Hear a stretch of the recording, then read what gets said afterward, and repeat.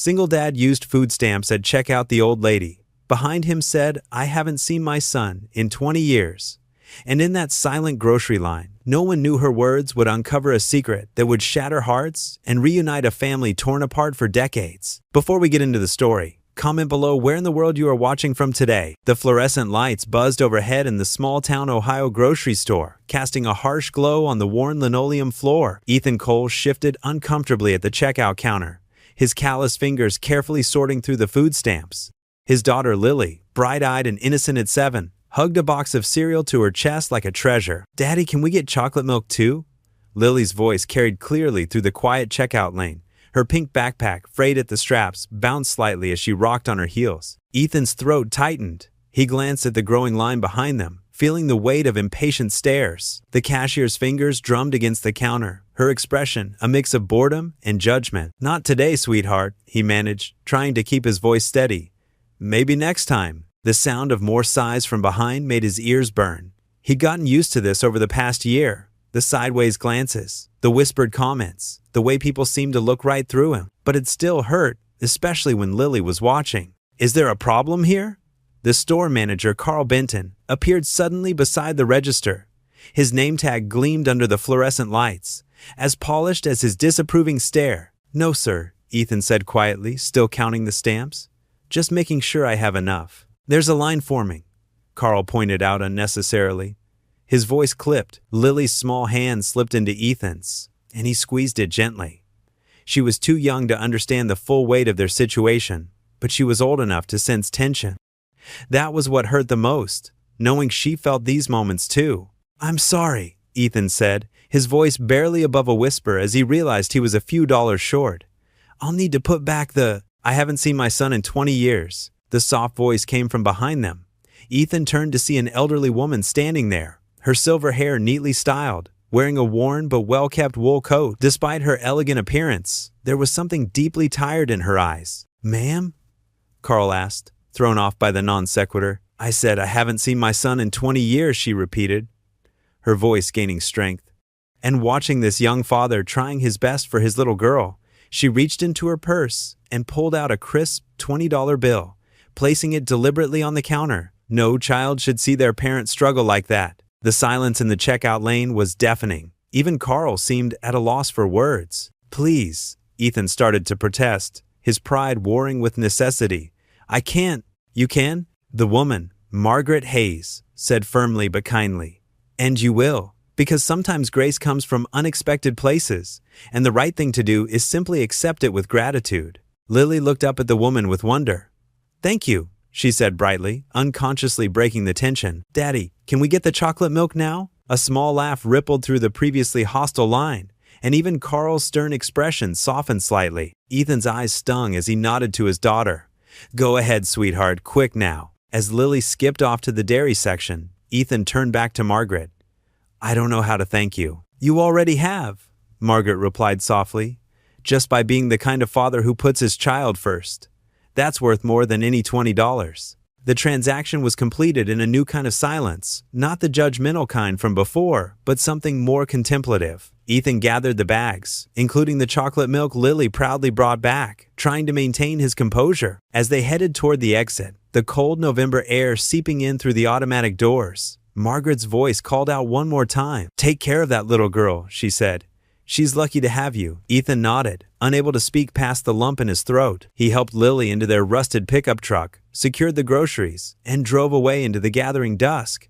Margaret's act of kindness warming his heart despite the chill in the air. The ancient heating system in their small duplex rattled and wheezed as Ethan stirred the pot of macaroni and cheese. The blue cardboard box sat crumpled on the counter, a reminder of their modest dinner. Steam rose in wisps, carrying the familiar processed cheese smell through their tiny kitchen. At the scratched wooden table, Lily hunched over her coloring book, her tongue poking out in concentration as she worked on filling in a unicorn with her favorite purple crayon. Her homework folder lay forgotten beside her, but Ethan didn't have the heart to interrupt her peaceful moment. "Daddy?"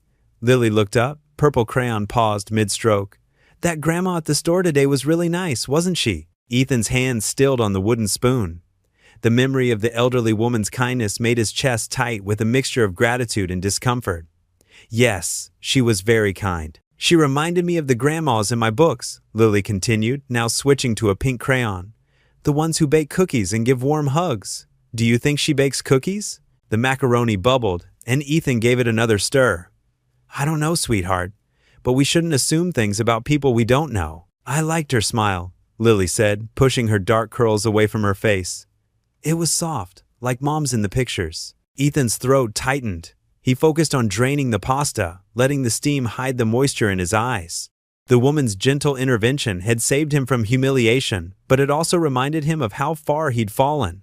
A mechanic turned day laborer, barely making ends meet. What would his father have thought? Daddy! Lily's voice brightened with sudden inspiration.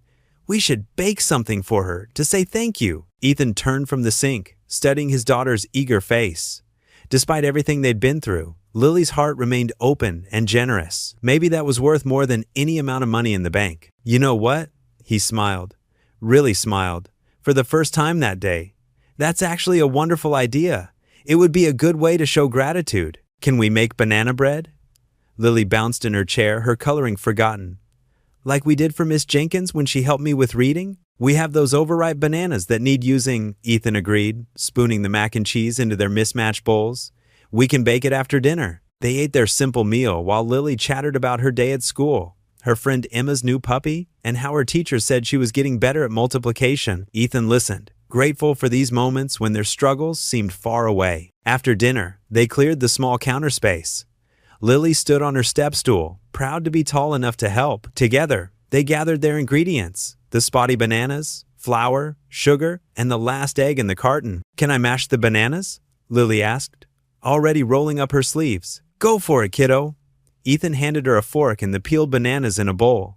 Just try to keep it in the bowl this time. Lily giggled, attacking her task with enthusiasm. Small chunks of banana flew occasionally, but Ethan didn't mind. The sound of her laughter was worth any mess. They measured ingredients together, Ethan guiding Lily's small hands as she leveled the flour with careful concentration. A dusting of white covered their clothes and the counter, but they worked as a team, just as they had since losing her mother. Do you think she'll like it? Lily asked as Ethan poured the batter into their dented loaf pan. I'm sure she will, he answered, smoothing the top with a spatula. It's not about how fancy the gift is, Lily. It's about showing someone you appreciate their kindness. While the bread baked, filling their small home with its sweet aroma, Ethan helped Lily with her homework. Math problems and spelling words provided a welcome distraction from his swirling thoughts. Later, after tucking Lily into bed with her favorite stuffed elephant, Ethan sat at the kitchen table. The banana bread cooled on the counter, its golden brown top slightly cracked, homey and imperfect, like their life. His eyes drifted to the worn photograph propped against the windowsill. In it, his father, Michael, stood beside a restored Chevrolet, his sleeves rolled up and a proud smile on his face. Ethan barely remembered him. Just fragments of memories, the smell of motor oil, strong hands lifting him onto broad shoulders. The photograph seemed to watch him, and Ethan wondered what his father would think of him now. Would he understand the choices Ethan had made?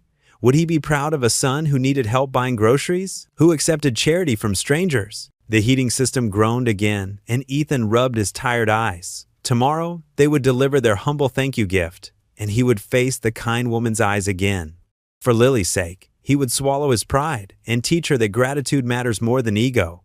Maybe that's exactly what his father would have wanted him to learn. The next morning painted Ohio's streets in a delicate dusting of early snow. Ethan's old pickup truck hummed down Cedar Lane, its worn wipers squeaking against the windshield.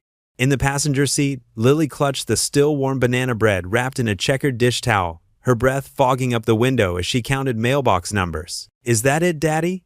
She pointed at each house they passed, her excitement growing with every no from her father. Ethan glanced down at the wrinkled grocery receipt where he'd noticed Margaret's address printed at the top. His hands tightened on the steering wheel. What if this was a mistake? What if she thought they were just after more charity? There! Lily's voice jumped with joy. Number 42. A small cottage emerged from behind bare maple trees, its white picket fence standing like sentinels against the gray morning. The house itself was modest but well kept, with pale yellow siding and dark green shutters. An empty porch swing swayed gently in the winter breeze, and neatly trimmed rose bushes, now dormant for winter, lined the narrow walkway. Remember what we talked about, honey? Ethan asked as he helped Lily out of the truck. We're just dropping off the bread to say thank you. We won't stay long. I know, Daddy. Lily skipped beside him, careful not to drop their gift. But what if she invites us in? That would be polite to say yes, right? Before Ethan could answer, the front door opened. Margaret stood there in a powder blue sweater and dark slacks, her silver hair neatly pinned back. Her eyes widened in surprise. "Oh my," she said softly. "What a wonderful surprise." Lily bounded forward. "We made you banana bread to say thank you for being so nice yesterday." Margaret's hand flew to her heart, and Ethan noticed how delicate her fingers looked, wrapped in a simple gold wedding band.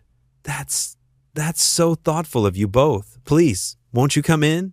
It's much too cold to stand out here." Ethan started to decline, but Lily was already following Margaret through the door, and he found himself stepping into a home that felt like stepping back in time. The living room walls were painted a warm cream color, adorned with framed biblical verses in elegant script.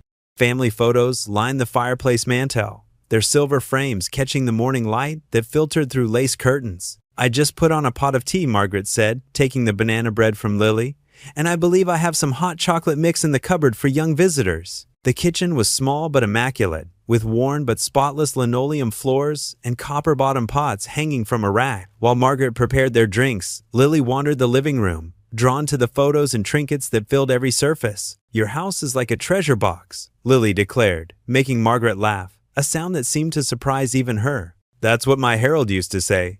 Margaret's voice grew softer as she set down 3 mismatched teacups on a tray. "He never could understand why I needed so many little things, but he built me shelves for every single one." "Harold was your husband?" Ethan asked, accepting a steaming cup of tea. Margaret nodded, sinking into her armchair.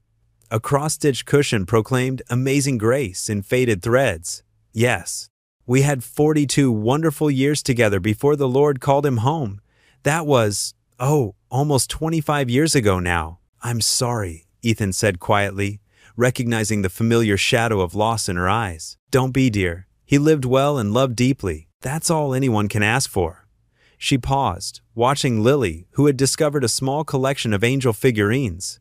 "Though I must admit, the house grows quiet when you're alone. My son Michael, well, we had a disagreement after Harold passed.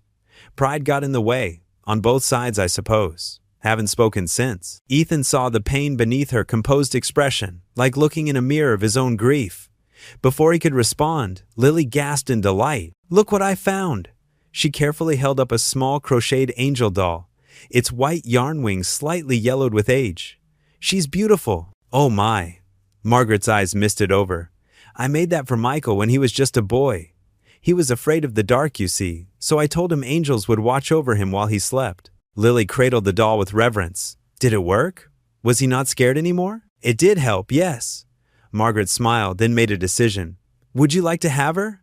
I think she'd rather watch over a child than sit on my shelf gathering dust." "Really?" Lily looked to her father for permission, her eyes shining. Ethan started to protest, but Margaret held up her hand. "Please. It would make this old woman very happy to see her bringing comfort again." They stayed longer than Ethan had planned, sharing stories over tea and banana bread. Margaret told them about her years teaching Sunday school, while Lily chattered about her favorite books and the castle she was building with blocks at school. The morning light grew stronger, casting warm squares on the carpet through the lace curtains. Finally, Ethan noticed the time. "We should get going. Lily has her reading group at the library this afternoon." Margaret walked them to the door, wrapping Lily in a gentle hug. The little girl clutched her new angel doll close, beaming. On the porch, Margaret touched Ethan's arm lightly. "Thank you for this morning," she said. "Sometimes the Lord sends exactly what we need, even when we don't know we need it." From the truck, they watched Margaret wave from her porch, a small figure against the yellow house. As Ethan pulled away, he felt something he hadn't experienced in a long time, a quiet sense of peace, as if the world had shifted ever so slightly back into place. A week later, Ethan pushed his shopping cart down the frozen foods aisle, checking his grocery list twice. The store felt warmer today, less intimidating. Lily skipped alongside him, her small hand trailing along the cool glass doors. "Can we get ice cream, Daddy?" Lily asked, her breath fogging up the freezer door. "Not today, sweetheart. We're sticking to the basics," Ethan said gently, adjusting his worn jacket. As they rounded the corner toward the produce section, a familiar figure caught his eye. Margaret Hayes stood examining tomatoes, her silver hair neat under a cream-colored wool hat. She wore the same dignified expression he remembered, though today her eyes seemed brighter. Lily spotted her first. "Look, Daddy, it's the nice grandma." She waved enthusiastically, making Margaret look up from the vegetables. "Why, if it isn't my little angel." Margaret's face softened into a warm smile. She set down her basket and opened her arms as Lily rushed over for a hug. "How are you, Mrs. Hayes?" Ethan asked, pushing his cart closer. "Please, call me Margaret," she insisted, straightening up. "I'm doing well, just picking up a few things for soup." They chatted while Lily examined the colorful bell peppers nearby. Margaret asked about their week, and Ethan told her about Lily's good grades in school. The conversation felt easier than before, more natural. After checking out, they found themselves walking to their cars together in the crisp afternoon air. Margaret's sedan was parked next to Ethan's pickup truck. "Oh, before I forget," Margaret exclaimed, opening her trunk. She pulled out a small paper bag. "I made this for Lily." With the weather turning cold, she retrieved a carefully folded scarf in soft purple yarn. "Mrs. Hayes, Margaret, you really shouldn't have," Ethan started, but Lily's delighted gasp cut him off. "It's so pretty," Lily exclaimed, running her fingers over the intricate stitches. Margaret wrapped the scarf around Lily's neck with practiced hands. "There now, warm as toast." Ethan watched the tender gesture, something tightening in his chest. "Thank you. That's really kind of you." "It keeps these old hands busy," Margaret said modestly. "Though speaking of keeping busy, I could use some help. My porch railing's gotten wobbly, and I haven't found anyone reliable to fix it. I could take a look," Ethan offered without hesitation. "I used to work as a mechanic. Basic carpentry isn't too different." "Oh, I couldn't impose. Please, I insist. It's the least I can do." They arranged for Ethan to come by that weekend. Over the next few days, he spent his afternoons after work at Margaret's house, fixing not just the railing, but other small repairs he noticed needed attention. A loose cabinet hinge here, a squeaky door there. On the third day, as Ethan worked on securing the last section of porch railing, Margaret brought out 2 steaming mugs of coffee. Lily was inside, contentedly drawing at the kitchen table. "You don't know what a blessing this is," Margaret said, settling into her porch chair. "The house hasn't had a man's touch since Harold, my husband, passed." Ethan wiped his hands on his jeans and accepted the coffee. "Happy to help. My dad taught me to always leave things better than you found them." A shadow crossed Margaret's face. "Your father sounds like a wise man. I wouldn't know, really. He wasn't around much." Ethan took a careful sip of coffee. "Died when I was young." Margaret's hands tightened around her mug. "My Michael, my son, he left home after his father died. We had such terrible arguments." Her voice grew distant. "I was too proud, too certain I knew best. By the time I realized my mistakes, he was gone." Ethan sat quietly, letting her speak. 20 years, Margaret continued, her eyes fixed on the horizon. 20 years of Christmases, birthdays, everyday moments all lost to stubbornness. Mine and his both. She dabbed at her eyes with the tissue from her sleeve. "Sorry, I don't mean to burden you with ancient history." "It's not a burden," Ethan said softly. "Sometimes sharing the weight makes it lighter." Margaret smiled sadly. "You have an old soul, Ethan Cole, and a good heart." They sat in comfortable silence as the afternoon light began to fade. Inside, they could hear Lily humming to herself. "I keep thinking I'll get a phone call someday," Margaret admitted, "that he'll want to make amends. But maybe that's just foolish hope." "Hope's never foolish," Ethan replied, standing to gather his tools. "Neither is forgiveness." As he loaded his toolbox into the truck, Lily bounced down the porch steps to give Margaret a tight hug goodbye. The purple scarf fluttered in the evening breeze. Ethan and Lily climbed into the truck, waving as they pulled away. Margaret stood on her newly repaired porch, one hand raised in farewell. As their taillights disappeared around the corner, she touched the wooden railing, smooth and solid under her fingers. "You remind me of him," she whispered to the empty air. The morning sun filtered through thin curtains as Ethan helped Lily with the buttons on her favorite polka dot dress. She wiggled impatiently, excited for church as always. "Hold still, honey," Ethan said, smoothing down her collar. "Just one more button. Can we invite Margaret?" Lily asked suddenly, her blue eyes bright with hope. "She lives all alone, and Jesus says we should be kind to everyone." Ethan paused, touched by his daughter's thoughtfulness. "That's very sweet of you to think of her, but we don't want to put her on the spot." "Please, Daddy." Lily clasped her hands together. "We can stop by her house on the way. It's not far." Ethan checked his watch. They had enough time if they hurried. "All right," he agreed, "but if she says no, we respect that, okay?" Lily nodded eagerly, already running to get her shoes. 20 minutes later, Their old pickup truck rumbled to a stop in front of Margaret's cottage. The morning frost still clung to her neat lawn, and smoke curled from her chimney. Lily was out of the truck before Ethan could stop her, charging up the path to knock on Margaret's door. Margaret appeared wearing a simple gray dress, her silver hair perfectly styled. "Well, good morning," she said, surprise evident in her voice. "Will you come to church with us?" Lily burst out, bouncing on her toes. "Please?" Margaret's hand fluttered to her throat. "Oh, I haven't been to church in quite some time. It's okay if you'd rather not," Ethan said quickly, not wanting her to feel pressured. Margaret looked between them, hesitation clear on her face. I wouldn't want to intrude." "You won't be intruding," Ethan assured her softly. "There's always room for one more." Something in Margaret's expression shifted, like ice melting in spring. "Let me get my coat," she said finally. Inside the small Methodist church, they sat in the back pew at Margaret's request. The wooden bench creaked as they settled in, Margaret sitting primly with her hands folded in her lap. Lily nestled between them, her small legs swinging as she hummed along with the opening hymn. The sermon that morning seemed meant especially for them. Pastor Roberts spoke about forgiveness, about how grace wasn't earned but freely given. "Sometimes," he said, his voice carrying through the hushed sanctuary, "the hardest person to forgive is ourselves." Ethan noticed Margaret dabbing at her eyes with a lace handkerchief. He recognized something in her expression, the same weight of regret he often carried himself. After the service, Lily tugged on Margaret's sleeve. "Are you hungry? Daddy and I always get pancakes after church." Margaret glanced at Ethan, who smiled warmly. "We'd love to have you join us," he said. The diner was busy with the after-church crowd, but they found a quiet booth near the window.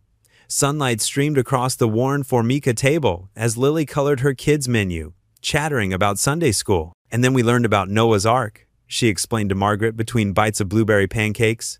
"Did you know it rained for 40 whole days?" "I did know that," Margaret replied, her eyes twinkling. "I used to teach Sunday school myself many years ago." "Really?" Lily's eyes widened. "What else did you teach about?" As Margaret launched into a gentle explanation of David and Goliath, Ethan watched them together. There was something right about this moment. The three of them sharing a meal, Margaret's usual reserve melting away as she answered Lily's endless questions. Before they left, Margaret reached into her purse and pulled out a small package wrapped in tissue paper. "I've been meaning to give this to you, Lily," she said.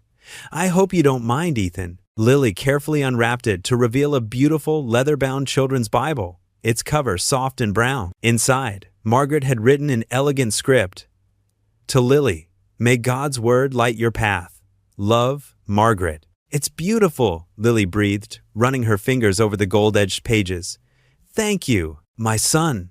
Margaret's voice caught for a moment. "I gave him his first Bible when he was about your age. I've always believed that faith is the greatest gift we can share." That evening, as Ethan tucked Lily into bed, he noticed the Bible propped carefully on her nightstand, right next to her favorite stuffed bear. The sight of it, this tangible symbol of Margaret's care, made his throat tight with emotion. "Daddy?" Lily asked sleepily. "Can we bring Margaret to church again next Sunday?" "We'll ask her," Ethan promised, pulling her blanket up. He switched on her nightlight and paused in the doorway, looking back at his daughter's peaceful face in the soft glow. Standing there, he offered up a silent prayer of thanks for his daughter's pure heart, for Margaret's unexpected presence in their lives, for the way God sometimes answered prayers he hadn't even known to ask. The Bible on the nightstand caught the light, its golden edges gleaming like a promise. A crisp autumn breeze rustled through the trees as Ethan parked his truck in front of Margaret's cottage. The afternoon sun cast long shadows across her neatly trimmed lawn. He grabbed his toolbox from the passenger seat, its familiar weight comforting in his calloused hands. "Oh, thank goodness you're here," Margaret said, opening the door before he could knock. She wore a flour-dusted apron, the smell of fresh-baked cookies wafting from inside. "That pipe's been driving me crazy all morning." "No problem at all, Mrs. Hayes." Ethan followed her through the living room toward the kitchen. "Least I could do after all your kindness." The pipe under her sink had a simple leak, just needed a washer replaced and some tightening. As he worked, Margaret busied herself arranging cookies on a plate, humming an old hymn. The afternoon light streamed through her lace curtains, making dust motes dance in the air. "Would you like some coffee?" she asked when he finished, wiping his hands on a rag. "These cookies just came out of the oven." "That'd be nice, thank you." Ethan stood, his joints creaking slightly, The warmth of her kitchen felt inviting after crawling around under the sink. While Margaret prepared the coffee, Ethan wandered into her living room. Family photos lined the walls and shelves, moments frozen in time. His eyes swept across them casually until they landed on one particular frame on the mantel. The photo showed a younger Margaret, her dark hair streaked with silver, standing beside a tall man with kind eyes, her late husband. Between them stood a teenage boy, maybe 15 or 16, with a half smile that made Ethan's heart skip a beat. He stepped closer, his hands suddenly cold. The boy's features were so familiar it made his chest tight. The same strong jaw, the same slight tilt of the head, the same crinkles around the eyes when he smiled. It was like looking at a mirror image of his own teenage years. "That's my Michael," Margaret said softly behind him, making him jump. She set down a tray with coffee and cookies. "My son." He would have been about 48 now. Her voice carried a weight of sadness. The photo was taken just before his father passed away. Things changed after that. Ethan's mouth felt dry. "What happened?" he asked, though his voice sounded distant to his own ears. Margaret sank into her armchair, her fingers tracing the rim of her coffee cup. "We had different ideas about his future. I wanted him to go to college, follow in his father's footsteps. He wanted to travel, see the world." She sighed. "We both said things we regretted. One day, he just left. Never even said goodbye." Ethan's mind raced. His father had never spoken about his family, always changed the subject when asked. They'd moved around a lot when Ethan was young, never staying in one place too long, as if running from something or someone. "Did you ever try to find him?" Ethan's voice cracked slightly. "Every few years I'd hire someone to look, but he'd changed his name, they said. The last time I got any news was about 15 years ago. They told me he'd settled somewhere in Indiana." Her eyes grew distant. "I often wonder if he has children of his own now, if I have grandchildren out there somewhere who don't even know I exist." Ethan's hands trembled as he accepted a cookie he knew he couldn't eat. The pieces were falling into place like a puzzle he'd never known he was solving. "I should get going," he said abruptly, standing. "Lily will be home from her friend's house soon." Margaret looked disappointed but nodded. "Of course, dear. Thank you again for fixing the pipe." The drive home passed in a blur. As soon as he walked through his front door, Ethan went straight to the hall closet. In the back, behind winter coats and old shoes, sat a dusty cardboard box he hadn't opened in years. His hands shook as he pulled out the old photo album. The leather cover was cracked and worn, but the pictures inside were still clear. He flipped through pages of his childhood until he found what he was looking for: his father's high school graduation photo. There it was, the same face as the teenage boy on Margaret's mantel. Below the photo, written in his mother's neat handwriting, "Michael Hayes, class of 1990. Ethan sat back against the wall, the album heavy in his lap. His father's real name had been Michael Hayes, not Michael Cole, as he'd always known him. The timelines matched, the faces matched, even their mannerisms matched. From what Margaret had described, he stared at the photo, his vision blurring. The truth hit him like a physical blow. Margaret Hayes wasn't just some kind stranger who'd helped him at the grocery store. She was his grandmother, his father's mother, Lily's great-grandmother. The sound of his own heartbeat filled his ears as he looked at the photo. Every interaction with Margaret over the past few weeks played back in his mind with new meaning. Every story she told about her son, his father, took on new weight. Ethan's hands trembled as he traced his father's young face in the photograph. All this time, the family connection they'd both been longing for had been right there, hidden in plain sight. The question now was, what should he do with this knowledge? The morning sun streamed through the threadbare curtains of Ethan's small duplex as he paced back and forth across the worn carpet. His footsteps made soft creaking sounds on the floorboards, matching the rhythm of his racing thoughts. The photo he discovered at Margaret's house lay on the coffee table, next to his own family album. Lily sat at the kitchen table, humming as she colored, oblivious to her father's distress. Her crayon scratched against paper while she drew what looked like 3 stick figures holding hands: herself, her dad, and Margaret. "Almost done with breakfast, sweetheart?" Ethan asked, trying to keep his voice steady. He glanced at the clock for the 10th time that morning. "Uh-huh." Lily nodded, taking another bite of toast. "Are we going to see Miss Margaret today?" The innocent question made Ethan's stomach twist. He ran his fingers through his hair, already messy from hours of sleepless tossing and turning. "Yeah, honey, I need to check on that cabinet I fixed for her." But the cabinet was just an excuse. The truth sat heavy in his chest like a stone. Every time he closed his eyes, he saw the faces in those photographs. his father as a young man, Margaret's son Michael, the pieces of a puzzle he never knew existed suddenly fitting together. After dropping Lily at school, Ethan drove to Margaret's house. His hands gripped the steering wheel so tight, his knuckles turned white. The morning was cool and clear, with leaves dancing across the sidewalk in swirling patterns. Margaret's garden looked particularly beautiful today, the late autumn flowers still holding onto their colors despite the chill. She opened the door before he could knock, wearing an apron dusted with flour. The smell of fresh baked cookies wafted out. "Ethan, what a lovely surprise. Come in, come in. I was just baking your favorite oatmeal raisin." The warmth of her welcome made his chest ache. He followed her into the kitchen, where sunlight streamed through lace curtains onto the checkered tablecloth. Everything about her home felt like it should have been part of his life all along. "How's our little Lily today?" Margaret asked, placing a plate of cookies on the table. "I finished another scarf for her. This one's purple, her favorite color." Ethan's throat tightened. "She's good. At school now, working on a special art project." "Oh." Margaret's eyes brightened with interest as she poured 2 cups of coffee. "She's such a creative child. You know, she reminds me of my Michael when he was young, always drawing, always imagining." The name made Ethan's heart skip. He wrapped his hands around the warm coffee mug, trying to steady himself. How's your weather garden doing?" Margaret smiled, though her eyes held a hint of confusion at the abrupt change of subject. "The chrysanthemums are holding on beautifully, though I worry about that frost they're predicting next week." They talked about safe topics, the weather, Lily's school, the upcoming church bake sale. All the while, the truth burned in Ethan's throat like hot coal.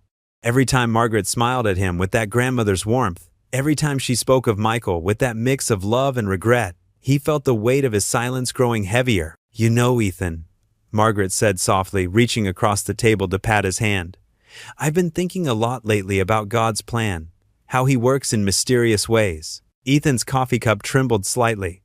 "What do you mean?" "Well," she continued, her eyes growing misty, "I've been so alone these past years. I pushed everyone away after losing Robert, my husband. And then that terrible fight with Michael, I thought God had forgotten me." She squeezed his hand. "But then he sent you and Lily into my life, like angels, really." Ethan had to look away, blinking hard against the sudden burn of tears. The guilt churned in his stomach, bitter and sharp. Here was this kind woman, his grandmother, pouring out her heart to him, while he sat holding on to a truth that could change everything. "I'm no angel, Margaret," he managed to say, his voice rough. "Now don't sell yourself short," she chided gently. "You've brought so much light back into my life. Sometimes I think," she paused, dabbing at her eyes with a tissue, "sometimes I think this is God's way of giving me a second chance at family." The words hit Ethan like a physical blow. He stood up suddenly, nearly knocking over his coffee cup. "I should go. I've got work." Margaret looked startled but recovered quickly, smoothing her apron. "Of course, dear. Take some cookies for Lily." She packed a dozen into a paper bag, pressing it into his hands. "And Ethan, thank you for visiting. It means more than you know." He nodded, not trusting himself to speak. The paper bag crinkled in his grip as he hurried to the door, Margaret following behind. On the porch, she touched his arm. "You're a good man, Ethan Cole. Your father, wherever he is, must be very proud." The words nearly broke him. He mumbled a goodbye and practically ran to his truck, his vision blurring.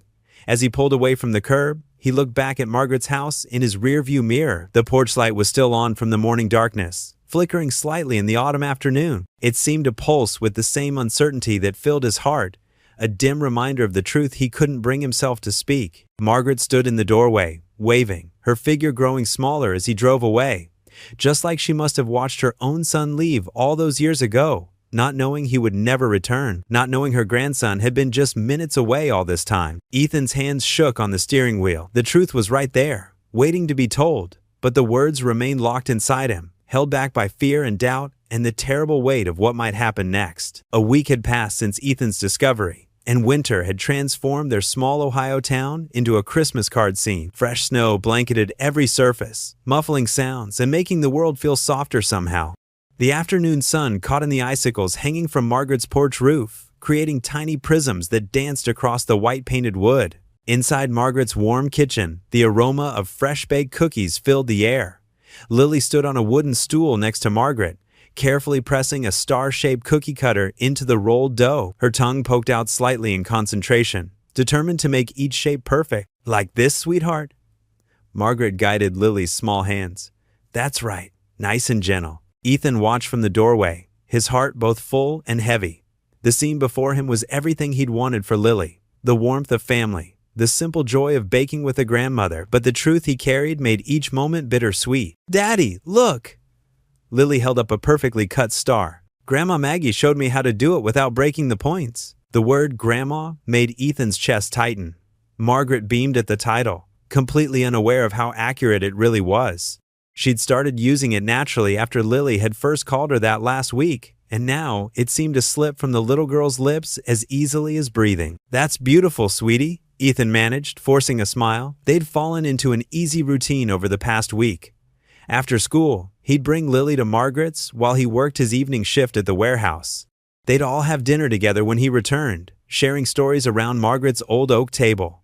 The house had come alive with Lily's laughter and the constant bustle of family life. Margaret's living room now boasted a small Christmas tree they decorated together. Lily had made paper chains for garland, and Margaret had brought out delicate glass ornaments she hadn't used in years. No point decorating just for myself, she'd said, but her eyes had sparkled as she unwrapped each precious bauble. Son, would you hand me that cooling rack? Margaret asked, gesturing to the counter behind him. The word son hit him like a physical blow. She'd started using it occasionally, catching herself sometimes with a slight blush. Force of habit, she'd apologize, but Ethan could see how natural it felt for her, how much she needed someone to mother. He handed her the rack, their fingers brushing. Her hands were soft but strong, marked with the slight tremor of age but still capable and sure. His grandmother's hands, the thought almost made him drop the rack. These cookies remind me of the ones I used to make with my Michael, Margaret said softly, carefully transferring the hot cookies. He loved helping in the kitchen when he was small. She paused, lost in memory. Before everything went wrong, Lily looked up from her dough cutting. What went wrong, Grandma Maggie? Margaret's smile turned sad. Oh, just grown-up things, dear. Sometimes people let pride get in the way of love. She glanced at Ethan, but God has a way of bringing new people into our lives when we need them most. The guilt settled deeper in Ethan's stomach. Here she was, sharing her heart, her home, her memories, and he was keeping the most important truth from her. As evening approached, they gathered in the living room. Margaret had hung stockings on the mantel, one for each of them. The sight of them, arranged like a real family's would be, made Ethan's throat tight. I have something for you, Margaret said suddenly, rising from her armchair. She disappeared into her bedroom and returned with a small wooden box. It's not much, she said, settling back down, but I've been wanting to give you this. She opened the box and carefully lifted out a men's wristwatch. The leather band was worn but well cared for, the face classic and dignified. This belonged to my Harold, she explained, her voice soft with memory. He wore it every day of our marriage until he passed. She held it out to Ethan. It suits a man who works hard for his family. Ethan's hands trembled as he accepted the watch. The weight of it felt impossibly heavy, not just the physical weight, but the history it carried, the meaning behind it. This was his grandfather's watch, the grandfather he'd never known he had. I can't accept this, he stammered. But Margaret shook her head firmly. Please, she said. It needs to be worn again, to be useful. She smiled, her eyes misty. Harold would have liked you, Ethan. You remind me so much of. She trailed off, then patted his hand. Well, you're a good man. That's what matters. Ethan swallowed hard against the emotion, threatening to overwhelm him. He slipped the watch onto his wrist, feeling the smooth leather against his skin. Another piece of his unknown heritage. Another connection to the family he'd never known he had. Thank you, he managed, the words feeling wholly inadequate. Lily climbed into his lap, examining the watch with curious fingers. It's pretty, Daddy, she said, then yawned widely. Someone's ready for bed, Margaret observed with a gentle smile. It's getting late anyway. Santa will be coming soon. As they gathered their things to leave, the Christmas tree lights twinkled softly, casting warm shadows on the walls. The stockings hung expectantly, waiting for tomorrow. Everything felt perfect, and terribly, achingly fragile. The watch ticked steadily against Ethan's wrist as he helped Lily with her coat, each second marking time in a story he wasn't sure how to tell. The cardboard boxes in Ethan's cramped attic seemed to multiply before his eyes, each one a dusty monument to years of accumulated life. Dust motes swirled and danced in the weak January sunlight that struggled through the small, grimy window. catching the light like tiny spirits as they made him sneeze repeatedly. He rubbed his nose with the back of his sleeve and continued sorting through the endless stacks of paperwork, receipts, and forgotten documents. His W-2 forms had to be buried in here somewhere among the chaos. Tax season was bearing down on him like a freight train, and he desperately needed every deduction, every credit, every penny he could legally claim. The attic floor creaked under his weight as he shifted position, his knees already protesting from kneeling on the rough wooden planks. The space felt even smaller today, cramped and suffocating, with barely enough room for a grown man to move around without bumping his head on the slanted ceiling. "Daddy?" Lily's sweet voice drifted up from downstairs, floating through the house like a gentle melody. "Can I go play at Grandma Maggie's? She said she wanted to show me how to make those sugar cookies with the little sprinkles on top." Ethan paused mid-reach for another box, his heart doing that familiar squeeze it always did whenever he heard Lily call Margaret Grandma. The word carried such innocent trust, such pure affection. It never failed to remind him of the complicated web of truth and secrets that surrounded their little makeshift family. "Not right now, sweetie," he called back, trying to keep the exhaustion out of his voice. "I need to finish this mess first. Maybe after lunch, okay?" He heard her dramatic sigh echo through the house, the kind only a 7-year-old could perfect, followed immediately by the familiar sounds of Saturday morning cartoons flickering to life on their old television set. The cheerful voices of animated characters seemed to mock his current predicament. Turning back to the overwhelming task at hand, he dragged another box closer to his makeshift workspace. This one was different from the others, marked Dad's Things in his own hurried, grief-stricken handwriting from 5 years ago. The black marker had faded to a dull gray, but the words still cut deep. He hadn't opened this particular box since that awful week after the funeral, when he'd numbly packed away his father's belongings with shaking hands and a heart full of unprocessed grief. His fingers hesitated now on the worn cardboard flaps, suddenly reluctant to disturb whatever memories lay sleeping inside. The tape pulled away with a soft ripping sound that seemed too loud in the quiet attic. Inside, familiar items stirred a kaleidoscope of memories. His father's favorite coffee mug, the blue ceramic one with the tiny chip on the handle that he'd refused to throw away. A dog-eared Bible with countless bookmarks and highlighted passages, some old utility bills and bank statements, a handful of loose photographs curled at the edges. Each item was a small piece of the man who'd raised him alone after his mother died, working double shifts and sacrificing everything to give Ethan a chance at a better life. At the very bottom of the box, beneath a carefully folded stack of yellowed newspapers his father had saved for reasons Ethan never understood, lay something unexpected. A cream-colored envelope, elegant and formal, with the kind of thick paper stock that spoke of care and importance. The address was written in the most beautiful cursive handwriting he'd ever seen. Mr. Michael Hayes Sr. Ethan's breath caught in his throat like a physical thing. His hands trembled slightly as he turned the envelope over, studying every detail. The return address made his heart stop completely. It showed Margaret's name, though at a different house number than where she lived now. The postmark, faded but still legible, was from 15 years ago. Most shocking of all, the envelope had never been opened. The seal remained intact, unbroken, as if waiting all these years for someone to discover its secrets. His mind raced as he stared at the letter. How had this ended up with his father's things? Why had it never been opened? His father had moved several times over the years. Maybe it had been forwarded, misdelivered, somehow lost in the shuffle of addresses and postal transfers. His fingers trembled as he carefully worked at the aged seal, trying not to damage the delicate paper. The adhesive had grown brittle with time, crackling softly as it gave way. Inside, a single sheet of paper was folded with mathematical precision, the same cream color as the envelope. The paper felt expensive under his fingertips, substantial and real. He unfolded it slowly, reverently, and began to read the words written in that same elegant cursive script. "My dearest Michael, I know you probably won't read this letter, just like all the others. Every piece of mail I've sent over these past 3 years has come back to me unopened, returned to sender with those awful red stamps that feel like slaps across my face. But I keep writing anyway. Keep hoping that maybe someday you'll forgive me enough to hear what I desperately need to say. I was wrong about everything, son. Wrong about the way I treated you after your father died. Wrong about trying to control every aspect of your life when you were already a grown man. Wrong about the cruel, unforgivable things I said when you told me you were moving away with Sarah to start your new life. A mother should be her son's biggest supporter, his safe harbor in storms. not the one who crushes his dreams with her own fears and stubborn pride. The house echoes with emptiness now. Every footstep sounds hollow. Every room feels too big and too quiet. I dust your bedroom every single week, moving around your belongings like they're precious relics, but I haven't changed a single thing. Your model airplanes still hang from the ceiling on their fishing line, catching the light when the afternoon sun slants through your window. Do you remember how you used to lie in that narrow bed for hours, staring up at them and making up elaborate stories about flying to exotic, far-off places? You had such an imagination, such beautiful dreams.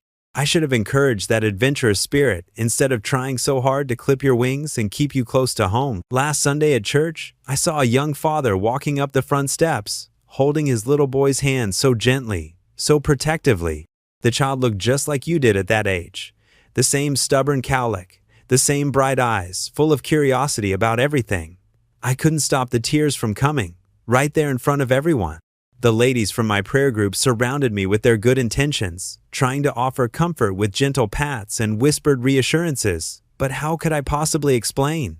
How do you tell people that you drove away your only child, your greatest blessing, because you were too proud and too stubborn to simply say, "I'm sorry. I miss you with every breath I take, Michael. I miss your infectious laugh that could fill up this whole house with joy.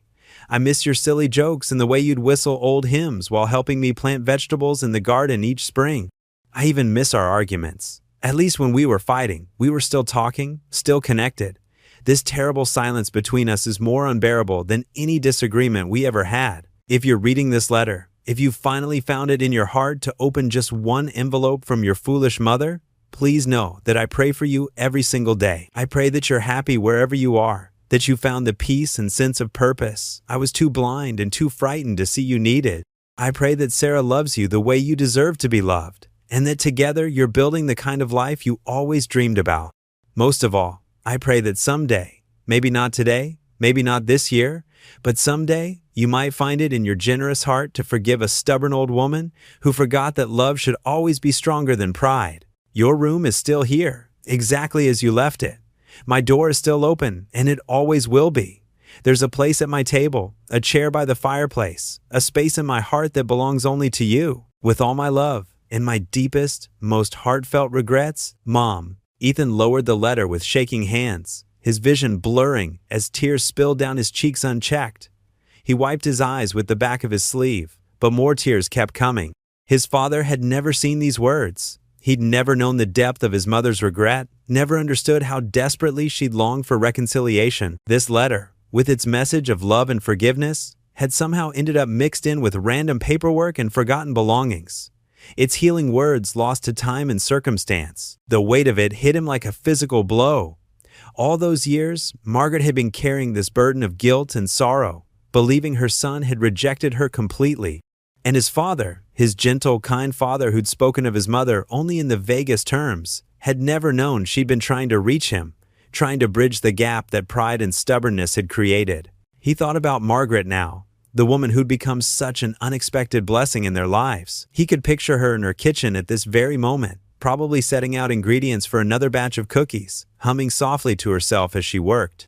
He thought about the way she lit up whenever Lily ran to her with scraped knees or exciting news about school. He remembered how she'd carefully prepared the guest room, fluffing pillows and arranging fresh flowers, just in case someone needs it, never quite able to admit she was hoping they might stay. All these years, she'd been living with this crushing weight of regret, trying to atone for a past she couldn't change, longing for a family she believed was lost forever. She'd been practicing grandmother love on Lily, pouring all her unused maternal energy into caring for a child who wasn't even her blood relative. Except she was. Lily was her great-granddaughter, and Ethan was the grandson she'd never known existed. The attic suddenly felt impossibly small and cramped, too crowded with the ghosts of missed opportunities and the heavy presence of secrets that begged to be revealed. Ethan carefully refolded the letter along its original creases, treating it like the precious artifact it was, and slipped it back into its envelope with reverent hands. His eyes fell on his father's old Bible,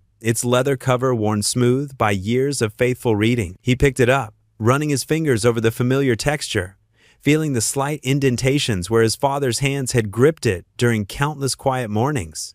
The pages fell open naturally to Psalms, revealing his father's careful notes in the margins and verses, highlighted in faded yellow. "You already have your second chance, Grandma," he whispered to the dusty air, his voice thick with emotion as he gently placed the letter back in the box next to the Bible.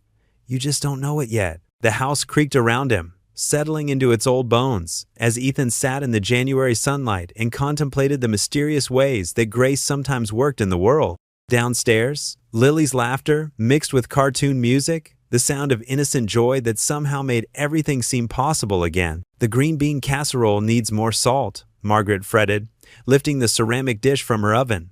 The warm, savory smell filled her kitchen as she adjusted her apron. She turned to Ethan and Lily, who were sitting at her kitchen table. "Are you sure you don't mind coming to the church potluck? I know it's last minute." "We'd love to," Ethan said, watching Lily swing her legs under the chair. "Right, sweetheart. Will there be dessert?" Lily asked, her eyes bright with hope. Margaret chuckled, the corners of her eyes crinkling. "Mrs. Peterson always brings her famous apple pie, and I heard Sister Mary is bringing chocolate chip cookies." The evening air was crisp as they walked a short distance to the church, Margaret carrying her casserole while Ethan held Lily's hand. The church windows glowed warmly against the darkening sky, and the sounds of laughter and conversation spilled out onto the sidewalk. Inside the church basement, long tables sagged under the weight of countless dishes. The room hummed with conversation and the clinking of silverware. Pastor John stood near the entrance, greeting everyone with a warm smile. "Margaret," he called out, "and the Coles too. What a wonderful surprise." Lily tugged at the pastor's sleeve. "Grandma Maggie made green beans." Pastor John's eyes softened as he looked between Margaret and Ethan. "Grandma Maggie, is it?" he said quietly. Margaret's cheeks flushed pink as she set down her casserole. "Oh, she just started calling me that. I don't mind." They found seats at one of the long tables, Lily between them. The wooden chairs scraped against the linoleum floor as people settled in for the meal. Pastor John stood at the front of the room, tapping his water glass with a spoon to get everyone's attention. "Before we begin our meal," he said, his voice carrying across the room, "I'd like to take a moment to thank God for the wonderful ways He works in our community." He paused, smiling. "And I particularly want to acknowledge the beautiful friendship that's grown between Margaret Hayes and the Cole family. It's a reminder that God brings people together in His perfect timing." Ethan felt his face grow warm as heads turned their way. Margaret reached across Lily to pat his hand, her eyes misty. After the blessing, plates were filled and conversation flowed freely. Lily charmed everyone nearby with her stories about helping Margaret in the garden, even though it was winter and nothing was growing yet. When the meal was winding down, Pastor John invited anyone who wished to share a testimony. Margaret slowly stood up, smoothing her skirt with trembling hands. She began, her voice quavering slightly. "I've been alone for so many years. After I lost my husband, and then, after my son left, I thought that was God's plan for me, to live with my mistakes." She took a deep breath. "But then, on an ordinary day at the grocery store, God sent me an angel. 2 angels, actually." She smiled down at Lily, who beamed back. "Ethan and Lily have brought light back into my life," Margaret continued, her voice growing stronger. "They've shown me that family isn't just about blood. It's about love and grace and second chances." She dabbed at her eyes with a tissue. "I thought I was too old for new beginnings, but God had other plans." Ethan's throat felt tight as he listened. He could barely swallow past the lump that had formed there. Beside him, Lily slipped her small hand into his and squeezed. After the testimonies, people began to clean up and head home.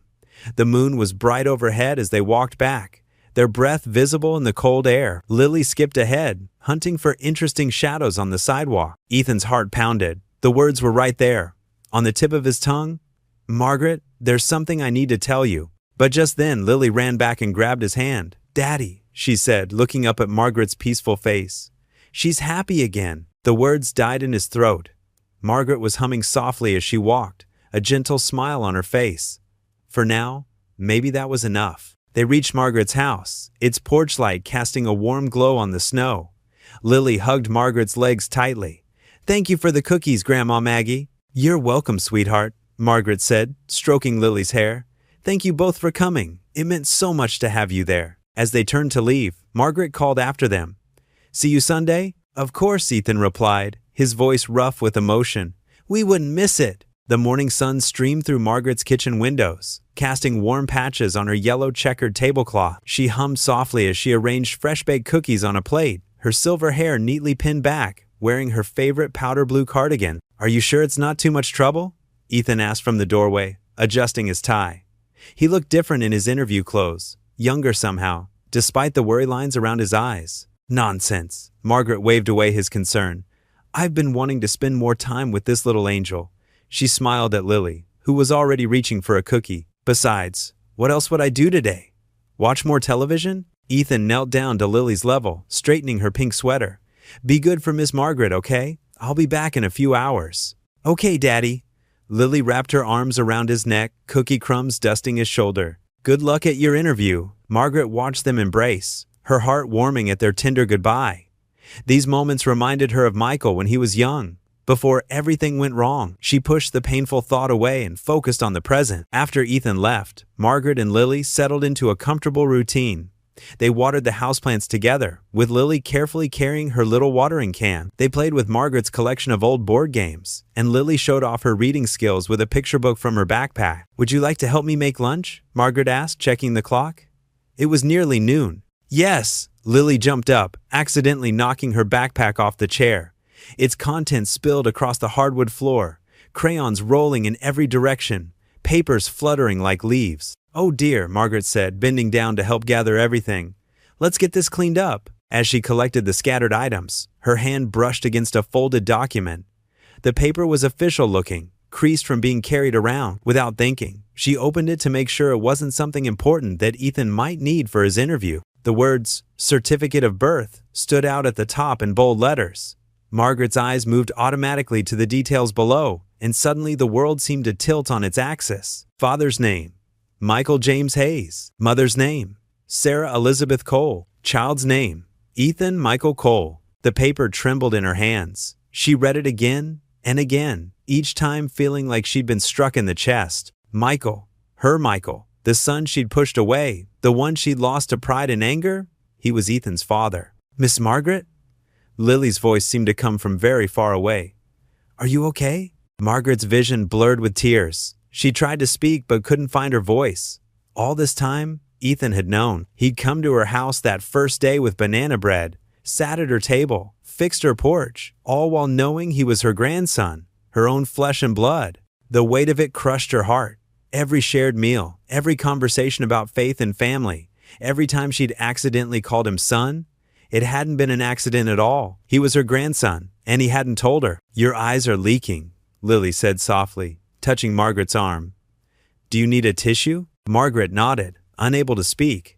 She clutched the birth certificate as Lily ran to get the tissue box from the side table. Memories flooded back. The day Michael left, their last bitter argument, the years of silence that followed. And now, here was proof that her son had built a life without her, had a family she never knew about. She thought of all the moments she'd missed.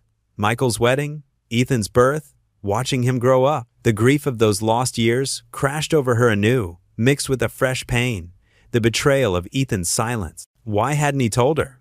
Was it revenge for how she treated Michael? Or worse, was he just being kind to a lonely old woman out of pity? "Here." Lily offered the tissue box, her small face creased with concern. "Thank you, dear," Margaret managed, her voice barely above a whisper. She wiped her eyes, trying to compose herself for Lily's sake, but her hands wouldn't stop shaking. The rest of the afternoon passed in a fog. Margaret went through the motions of making lunch, but she couldn't eat. She answered Lily's chatter with automatic responses, her mind spinning with questions and accusations. When Ethan returned, flushed with hope from a successful interview, Margaret couldn't meet his eyes. She mumbled something about feeling unwell and practically pushed them out the door, ignoring Ethan's concerned questions. Later that night, Margaret sat alone in her dimly lit dining room. The house felt colder somehow, emptier. She pulled out an old cedar chest from her bedroom and lifted out a carefully wrapped bundle, a baby quilt she'd made decades ago. When she first learned Michael's wife was expecting, the morning sun cast long shadows across Margaret's front yard as Ethan's truck pulled up to the curb. He stepped out holding a pink bakery box, his work boots crunching on the frozen grass. The donuts inside were still warm, and he smiled, thinking how Lily had insisted on the ones with rainbow sprinkles. His breath formed little clouds in the crisp air as he walked up the familiar path to Margaret's porch. Something felt different today. The usual warmth that radiated from her home seemed dimmed, like a light switched off. The porch swing he'd recently fixed hung motionless in the winter air. Ethan knocked on the door, adjusting his worn jacket. "Margaret, it's Ethan. Brought us some breakfast." The door opened slowly.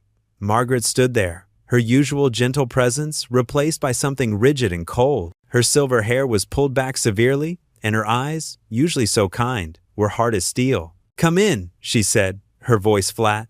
She stepped aside, not meeting his gaze. Ethan's smile faltered as he entered.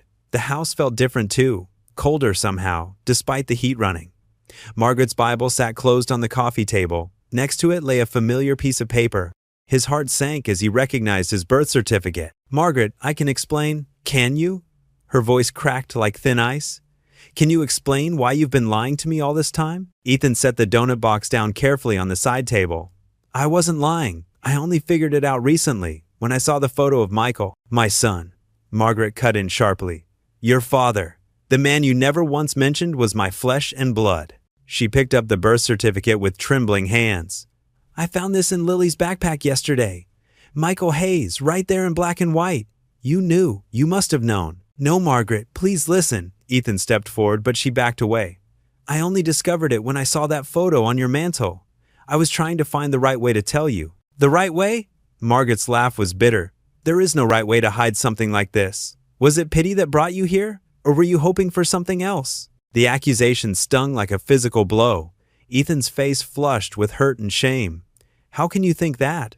After everything we've shared? I don't know what to think anymore." Margaret's voice shook. "I opened my home to you, my heart. I thought God had sent me a second chance." "He did," Ethan said softly. "That's exactly what this is." "No." Margaret shook her head firmly. "This is manipulation. You let me pour out my grief about losing Michael, all while knowing you were his son. You watched me cry over my mistakes without saying a word, because I was scared." Ethan's voice rose despite himself. "I was scared of losing what we'd found here, you and Lily, the way you've become family to us." "Family." Margaret's eyes flashed. "Family doesn't deceive each other. Family doesn't play games with the truth." She walked to the window, her back straight and stiff. The morning light caught the silver in her hair, reminding Ethan painfully of all the times she'd stood there watching them leave, waving until their truck disappeared around the corner. "I trusted you," she said quietly. "I thought God had sent me a kind young man and his precious daughter to heal my lonely heart. Instead, he sent me another reminder of my failures." "Margaret, please. I already lost one son to lies," she said, her voice breaking. "I won't lose another." She turned to face him, her eyes bright with unshed tears. "Please leave." Ethan stood frozen, the weight of her words pressing on his chest like a stone. All the moments they'd shared, the dinners, the prayers, Lily's laughter in the garden, seemed to crumble around him. "Margaret." He tried one last time. "Leave," she repeated, moving to open the front door. The winter air rushed in, sharp and unforgiving. Ethan walked slowly to the door, his feet heavy. He paused in the doorway, looking back at the woman who had become so much more than just a kind stranger from a grocery store. But Margaret wouldn't meet his eyes. The door closed behind him with a quiet click that echoed like thunder in his heart. The windshield wipers squeaked back and forth, pushing away the steady drizzle that had started during their drive home. Ethan gripped the steering wheel of his old pickup truck, his knuckles white against the worn leather. In the rearview mirror, he could see Lily curled up in her booster seat, her small head resting against the window as she slept peacefully, unaware of the storm brewing inside her father's heart. The late afternoon rain painted everything in shades of gray, matching his mood perfectly. Traffic lights reflected in puddles, blurring into watery stars on the wet pavement. Each stoplight felt like an eternity, as memories of Margaret's words echoed in his mind. "I already lost one son to lies. I won't lose another." A sob caught in his throat, surprising him. Ethan couldn't remember the last time he'd cried. Not even at his wife's funeral had he allowed himself this luxury. He'd always needed to be strong, to keep it together for Lily. But now, with his daughter sleeping soundly behind him and the rain masking his tears, something inside him finally broke. The tears came silently at first, then in waves that matched the rain outside. His shoulders shook as he pulled into their driveway, putting the truck in park but leaving the engine running. The rhythmic sound of the wipers and the patter of rain created a strange symphony for his grief. "I'm sorry, Dad," he whispered to no one, thinking of his father, Margaret's son, and all the years of silence between them. "I'm so sorry." A small stirring from the back seat made him quickly wipe his eyes with his sleeve. "Daddy?" Lily's voice was soft and sleepy. "Are we home?" "Yeah, sweetie," he managed, his voice rough. "We're home." Inside their small duplex, Lily's shoes squeaked on the linoleum floor as she hung up her wet coat. She watched her father with those observant eyes that sometimes seemed too wise for her 7 years. Ethan moved around the kitchen mechanically, pulling out mac and cheese for dinner, their comfort food. "Daddy?" Lily's small voice cut through the silence. "Why isn't Grandma Maggie coming for dinner anymore?" The box of pasta slipped from Ethan's hands, scattering macaroni across the floor. He braced himself against the counter, taking a deep breath. Sometimes grown-ups have disagreements, honey. Like when Jenny and me fought over the swing at recess?" Lily asked, already on her knees, helping to pick up the spilled pasta. Ethan managed a weak smile. "Something like that, but more complicated." "Did you say sorry?" "It's not that simple, sweetheart." "Why not?" The innocent logic of a child cut straight to his heart. That evening, after a quiet dinner of slightly overcooked mac and cheese, Ethan sat on the edge of Lily's bed for their nightly prayers. The little girl knelt beside her bed, hands clasped tightly, her worn teddy bear tucked under one arm. "Dear God," she began in her clear, sweet voice, "please help Grandma Maggie and Daddy to stop hurting. They both look so sad, and I don't like it when people I love are sad." She paused, peeking up at Ethan with one eye. "And please help them remember that saying sorry makes things better. Like when I said sorry to Jenny, and now we're best friends again." Ethan's throat tightened as he tucked her in, pressing a kiss to her forehead. "Good night, princess." Later, alone in the living room, Ethan sat in his old armchair staring at the wall. The house felt emptier than usual, the silence heavier. He'd lost so much already: his wife, his steady job at the mechanic's shop, his pride. And now, just when life had started feeling whole again, he'd lost Margaret too. The rain continued outside, a constant reminder of tears he couldn't seem to stop now that they'd started. He pulled out his wallet, removing a worn photograph of his father, Michael Hayes, taken when Ethan was just a baby. The resemblance between them was striking, especially around the eyes. No wonder Margaret had felt drawn to him from the start. Sleep eluded him that night. He tossed and turned, remembering Margaret's face in the grocery store that first day. Her kindness, her stories, the way she'd brought warmth back into their lives, the way Lily had bloomed under her attention, the way he'd finally felt like he belonged somewhere again. Morning came too soon, gray and cold. Ethan moved through their routine like a sleepwalker, making Lily's breakfast, helping her pack her backpack, driving her to school. His world felt like it was crumbling again, piece by piece. He'd just arrived at his part-time construction job when his phone rang. The school's number flashed on the screen, sending a jolt of anxiety through his chest. "Mr. Cole?" The school nurse's voice was concerned. "You need to come pick up Lily. She's running a high fever." The emergency room's fluorescent lights cast harsh shadows across Ethan's face as he paced the tile floor, his work boots squeaking with each turn.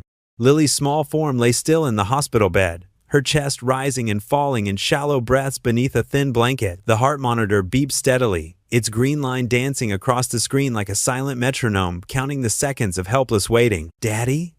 Lily's voice came out as a whisper, raspy and weak. Her usually bright eyes were glassy with fever. "I'm right here, sweetheart."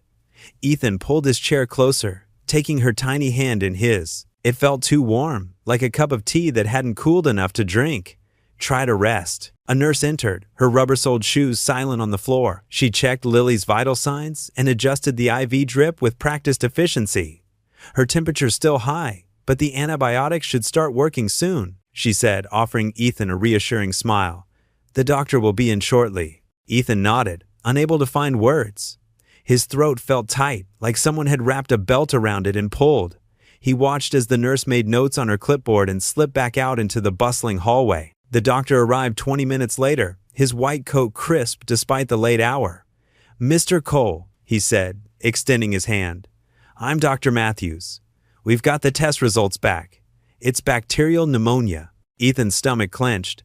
"Is she? Will she be okay?" "She's stable," Dr. Matthews assured him, glancing at Lily's charts. "We've started her on strong antibiotics. She's young and otherwise healthy, which works in her favor.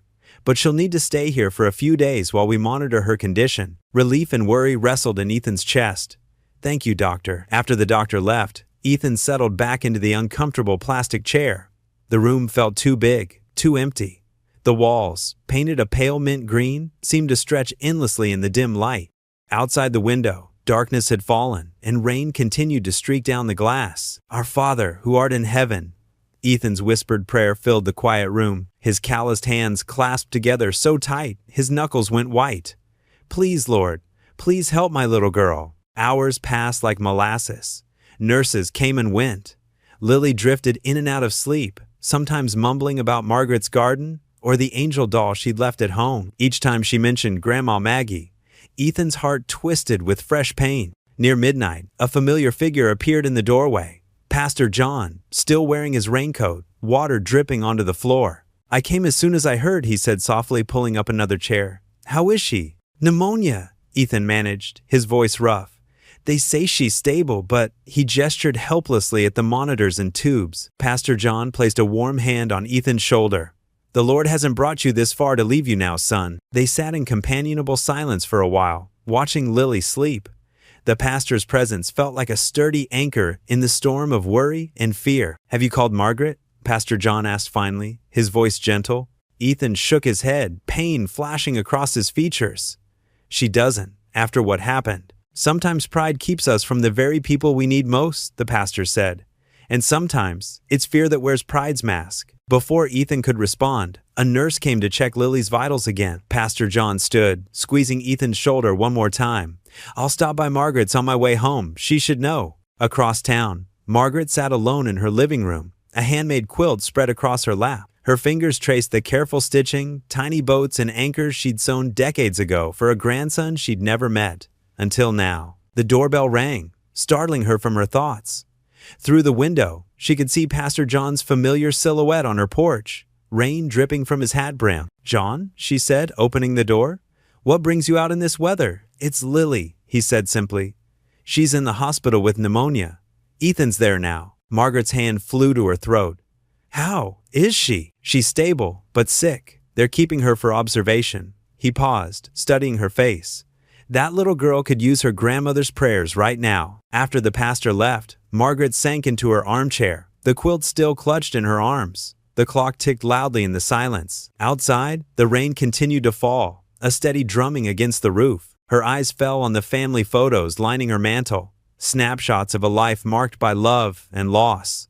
The empty spaces between the frames seemed to echo with missed opportunities, with words left unsaid. "Oh Lord," she whispered, tears sliding down her cheeks. "What have I done?" Standing slowly, Margaret folded the quilt with trembling hands.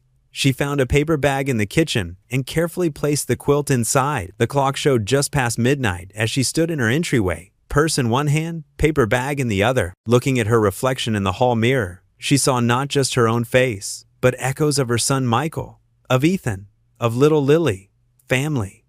The words seemed to pulse with new meaning. "It's time," she whispered, reaching for her car keys. The hospital corridor lights dimmed for the night shift, casting a soft glow through the window of Lily's room. Ethan slumped in the uncomfortable plastic chair beside her bed, his eyes heavy but refusing to close completely.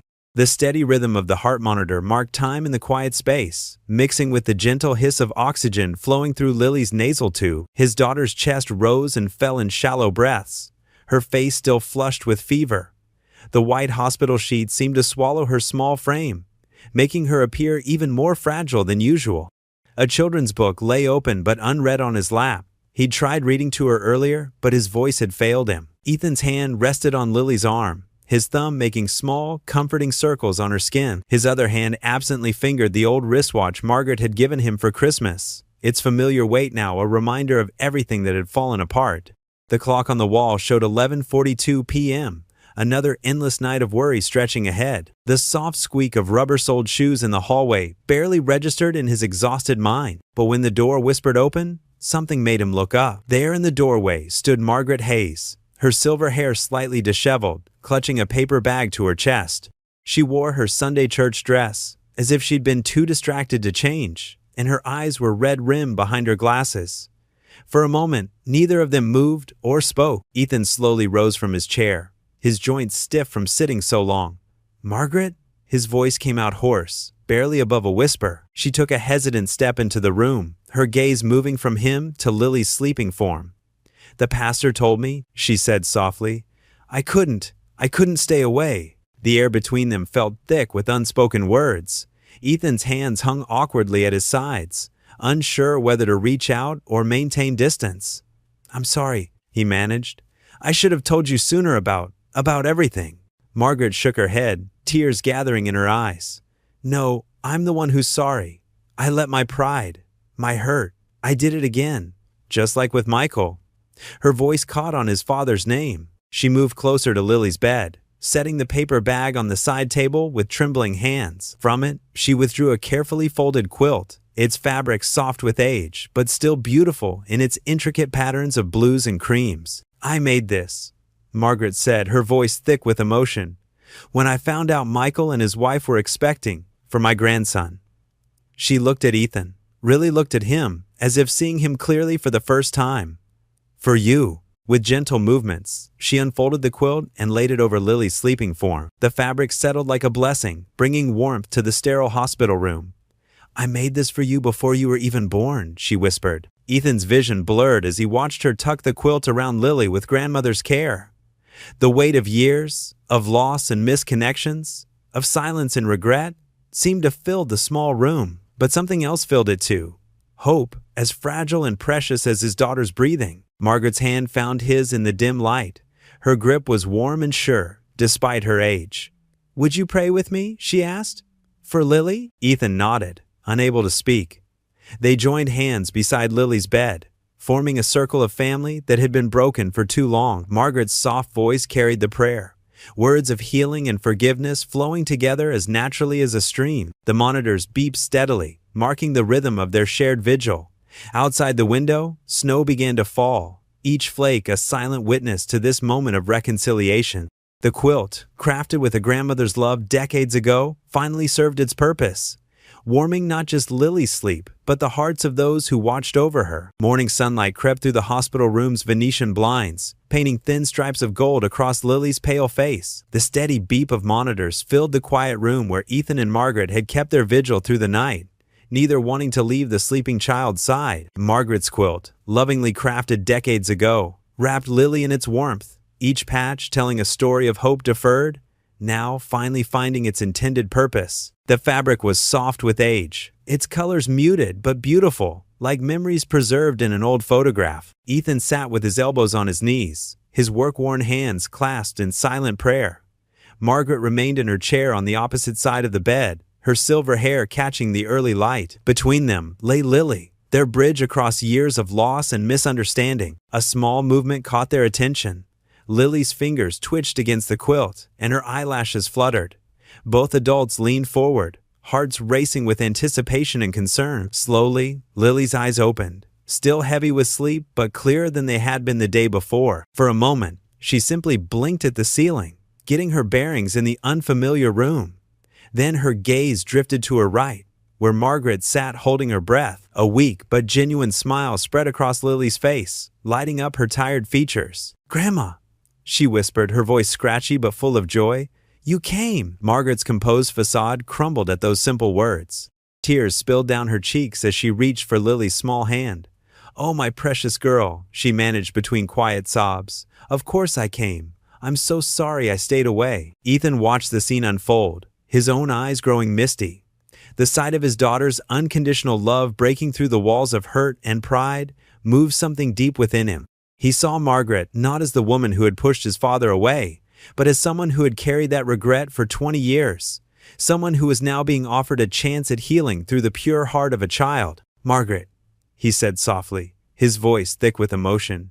She looked up at him, her face streaked with tears, vulnerability raw in her expression. "We both lost years we can't get back." He swallowed hard, choosing his next words carefully. "Let's not lose today." Margaret nodded, unable to speak. She reached across Lily's bed with her free hand, and Ethan took it without hesitation, their fingers intertwined. Grandmother and grandson, connected at last across the divide of time and circumstance. Lily watched them with heavy-lidded eyes, her smile never fading. The medication in her system began to pull her back toward sleep, but she fought it for a moment longer. "Now we're a real family," she murmured, her words slurring slightly. Margaret squeezed her hand gently. Yes, sweetheart, we are. The quilt is so pretty, Lily said, her fingers tracing the patterns weakly. It feels like a hug. I made it for your daddy before he was born, Margaret explained softly, smoothing a wrinkle in the fabric. I've been keeping it safe all these years, waiting for the right moment to give it to him, and now it's keeping you warm instead. Ethan touched the quilt reverently, understanding the years of love and longing stitched into every seam. Each patch represented a prayer, a hope, a dream for the grandson she never knew. Now those prayers were being answered in ways none of them could have imagined. Lily's eyes began to drift closed, her body relaxing into the peaceful sleep of healing.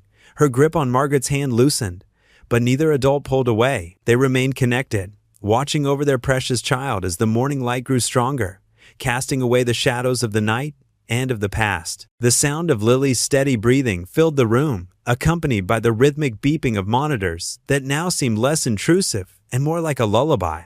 Margaret and Ethan sat in comfortable silence, no longer strangers or adversaries, but family, bound together by love for the little girl who had brought them full circle. Through the window, they could hear birds greeting the new day, their songs mixing with the quiet hospital sound. Lily slept peacefully between them, wrapped in the warmth of her grandmother's quilt and surrounded by the love of her newly united family. A few days had passed since that emotional night in the hospital. The winter sun streamed through Lily's hospital room window, warming the cheerful get-well cards that now decorated her bedside table. The steady beeping of monitors had become background noise, less urgent than before. Margaret pushed open the door with her hip, carefully balancing a thermos of homemade chicken soup in one hand and her worn leather purse in the other. Her silver hair caught the morning light, and her eyes sparkled with determination. "Good morning, sweetheart," she called softly to Lily, who was propped up against her pillows, some color finally returning to her cheeks. Ethan looked up from the chair where he'd been reading a children's book aloud. Dark circles shadowed his eyes from nights of worried watching,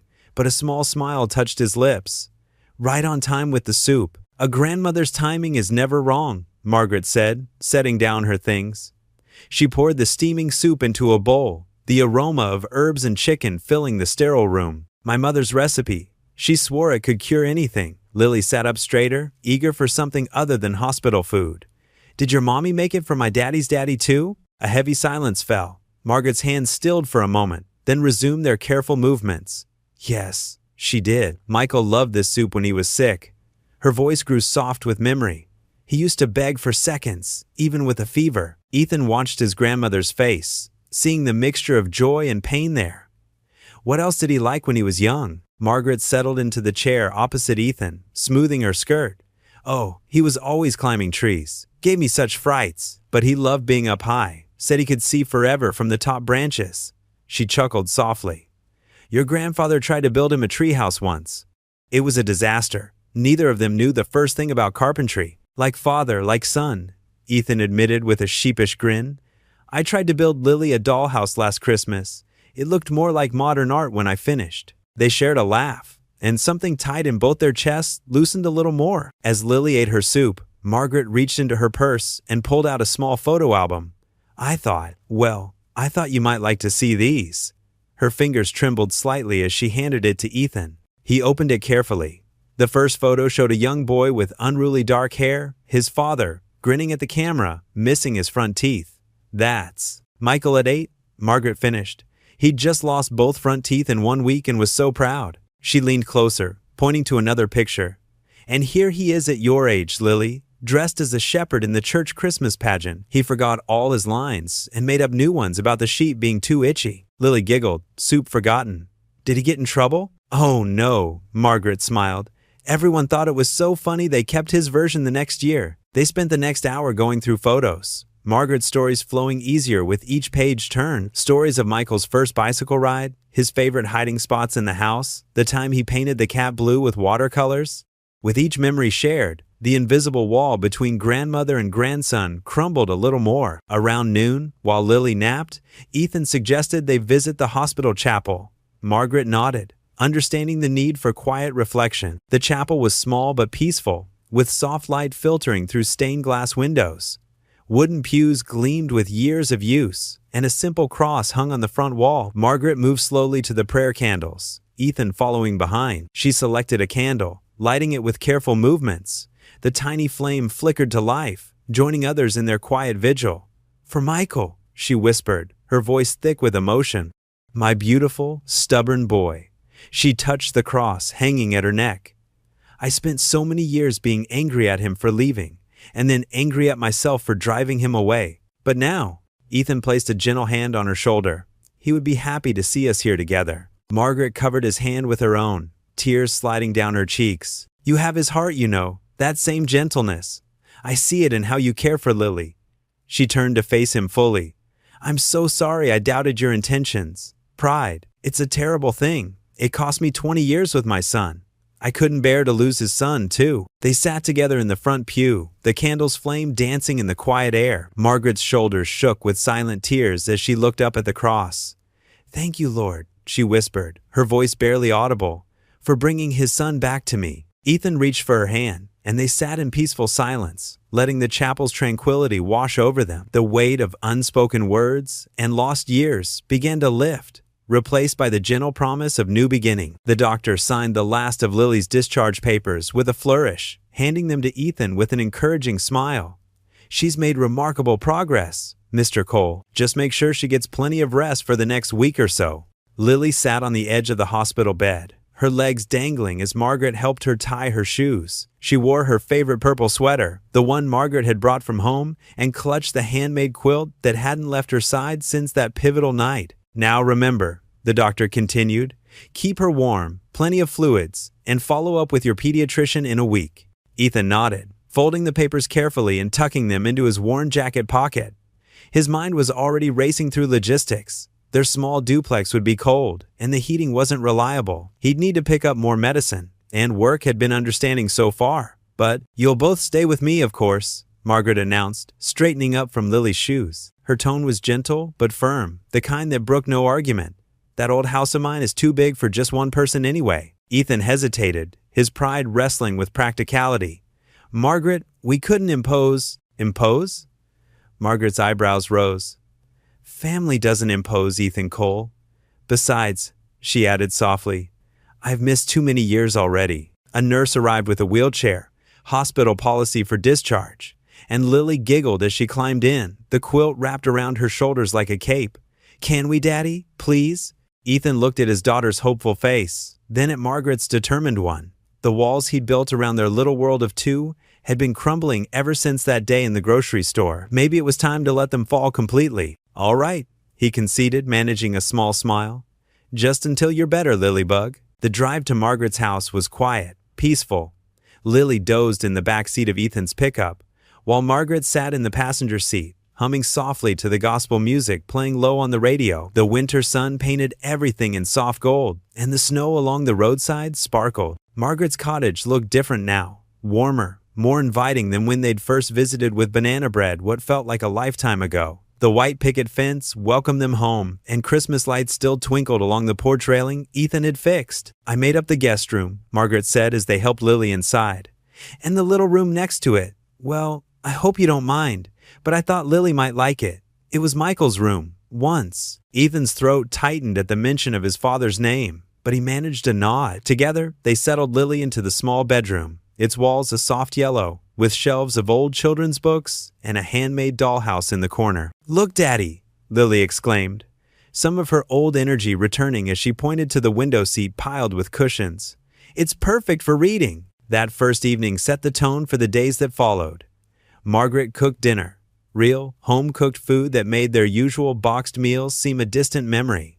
The kitchen filled with the aroma of pot roast and fresh rolls, while Lily sat at the counter, carefully coloring a thank you card for her nurses. "More potatoes, Ethan?" Margaret asked, already spooning them onto his plate. "You're too thin.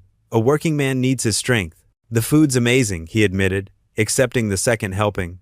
"I haven't had a meal like this since—" He stopped, remembering. "Since your wife," Margaret finished gently. "Tell me about her." And so he did, while Lily listened and added her own memories, and Margaret reached across the table to squeeze his hand. The kitchen seemed to hold them all, wrapped in warmth and understanding. Bedtime brought its own rituals. Margaret had found an old music box that played "Jesus Loves Me," and Lily insisted on hearing it every night. They would gather in her room, Ethan in the rocking chair, Margaret perched on the bed's edge, and Lily snuggled under the quilt that now permanently belonged on her bed. Will you tell me a story about Daddy when he was little? Lily asked Margaret one evening, her voice still slightly raspy but stronger each day. Oh, sweetheart, Margaret's eyes grew misty. I wish I could, but I'm making up for lost time now, aren't I?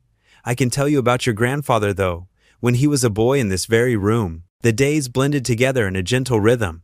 Lily grew stronger, color returning to her cheeks. She spent mornings by the window seat, reading from Margaret's collection of old books. In the afternoons, she would help Margaret bake cookies or sort through photo albums, asking questions about each faded picture. Ethan found himself relaxing too, shoulders loosening from their perpetual tension. He still went to work, but coming home, really coming home, to a warm house filled with family, was a gift he'd forgotten he could have. One evening, about a week after leaving the hospital, Ethan tucked Lily into bed. The music box played softly on the nightstand, and moonlight painted silver patterns on the yellow walls. Her favorite stuffed bear, a gift from Margaret, sat propped against the pillows. Lily yawned, burrowing deeper under her quilt.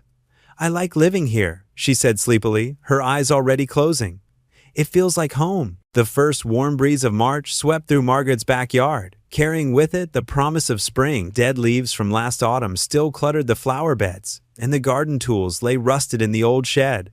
But hope bloomed in the soil's earthy scent. Ethan stood beside Margaret, both of them surveying the dormant garden. His sleeves were rolled up, revealing forearms tanned from outdoor work. Margaret wore her favorite gardening apron, faded but clean, with pockets full of seed packets. Your father loved this garden, Margaret said softly, kneeling to clear away some dead branches.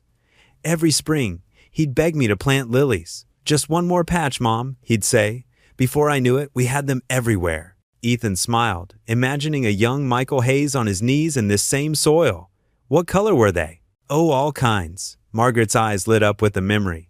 But his favorites were the orange ones with dark spots. Tiger lilies, they're called. He said they looked like tiny sunsets. From inside the house came the sound of small feet pattering downstairs. Lily appeared at the back door, still in her pajamas despite the late morning hour. She'd been sleeping better lately, her strength returning day by day. Can I help? She called out, pressing her nose against the screen door. Get dressed first, honey, Ethan answered, and put on your old shoes. It's muddy out here. While they waited for Lily, Ethan tackled the shed. The door creaked open to reveal garden tools hanging on pegs, some dating back decades. He found the old swing set's chains coiled in a corner, still solid despite their age. I wondered where those went, Margaret said, appearing in the doorway. Michael used to spend hours on that swing. Said it helped him think. Ethan lifted the chains, testing their strength. I could fix it up. Lily would love it. Would you? Margaret's voice held a trace of wonder. It's been so long since I heard a child laughing in this yard. Lily joined them, wearing overalls and rubber boots decorated with rainbow patterns. Her dark hair was pulled back in two slightly uneven braids. She'd insisted on doing them herself lately. First, Margaret announced, holding up 3 pairs of gardening gloves. We need to clear the beds. Lily, would you like to learn how to tell the difference between weeds and flower stems? They worked through the morning, Margaret teaching as they went. She showed Lily how to grip weeds at their base, how to test soil moisture with her fingers, how to identify the first green shoots pushing through the earth. Look, Lily exclaimed, pointing to a cluster of tiny leaves. Something's already growing. Those are daffodils, Margaret explained. They're always first to wake up in spring. We'll plant the lilies near them. They bloom later when the daffodils are done. Ethan moved between helping them and working on the swing set. He'd found most of the original hardware in the shed, and the frame just needed cleaning and fresh paint. The rhythmic sound of his work provided a backdrop to Margaret and Lily's gardening lessons. By early afternoon, they'd cleared 3 flower beds. Margaret brought out sandwich plates and lemonade, setting them on the old picnic table. The spring sun warmed their shoulders as they ate. When will the lilies bloom? Lily asked, picking crusts off her bread. Late summer, Margaret replied. But good things are worth waiting for. Just like family. Ethan caught her eye across the table, understanding passing between them. These past weeks in Margaret's house had changed everything. What started as temporary shelter during Lily's recovery had grown into something deeper, more permanent. After lunch, they planted the lily bulbs.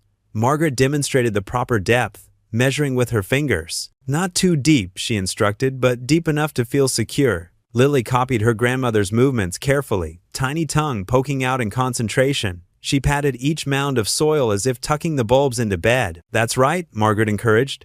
They need gentle hands to grow strong. Ethan finished with the swing set as the afternoon waned. Fresh paint gleamed on the frame, and new seats hung from the restored chains. He gave them a test push, satisfaction warming his chest at the smooth motion. "All ready," he called out. "Want to try it, Lilybug?" Lily ran over, dirt still smudging her cheeks.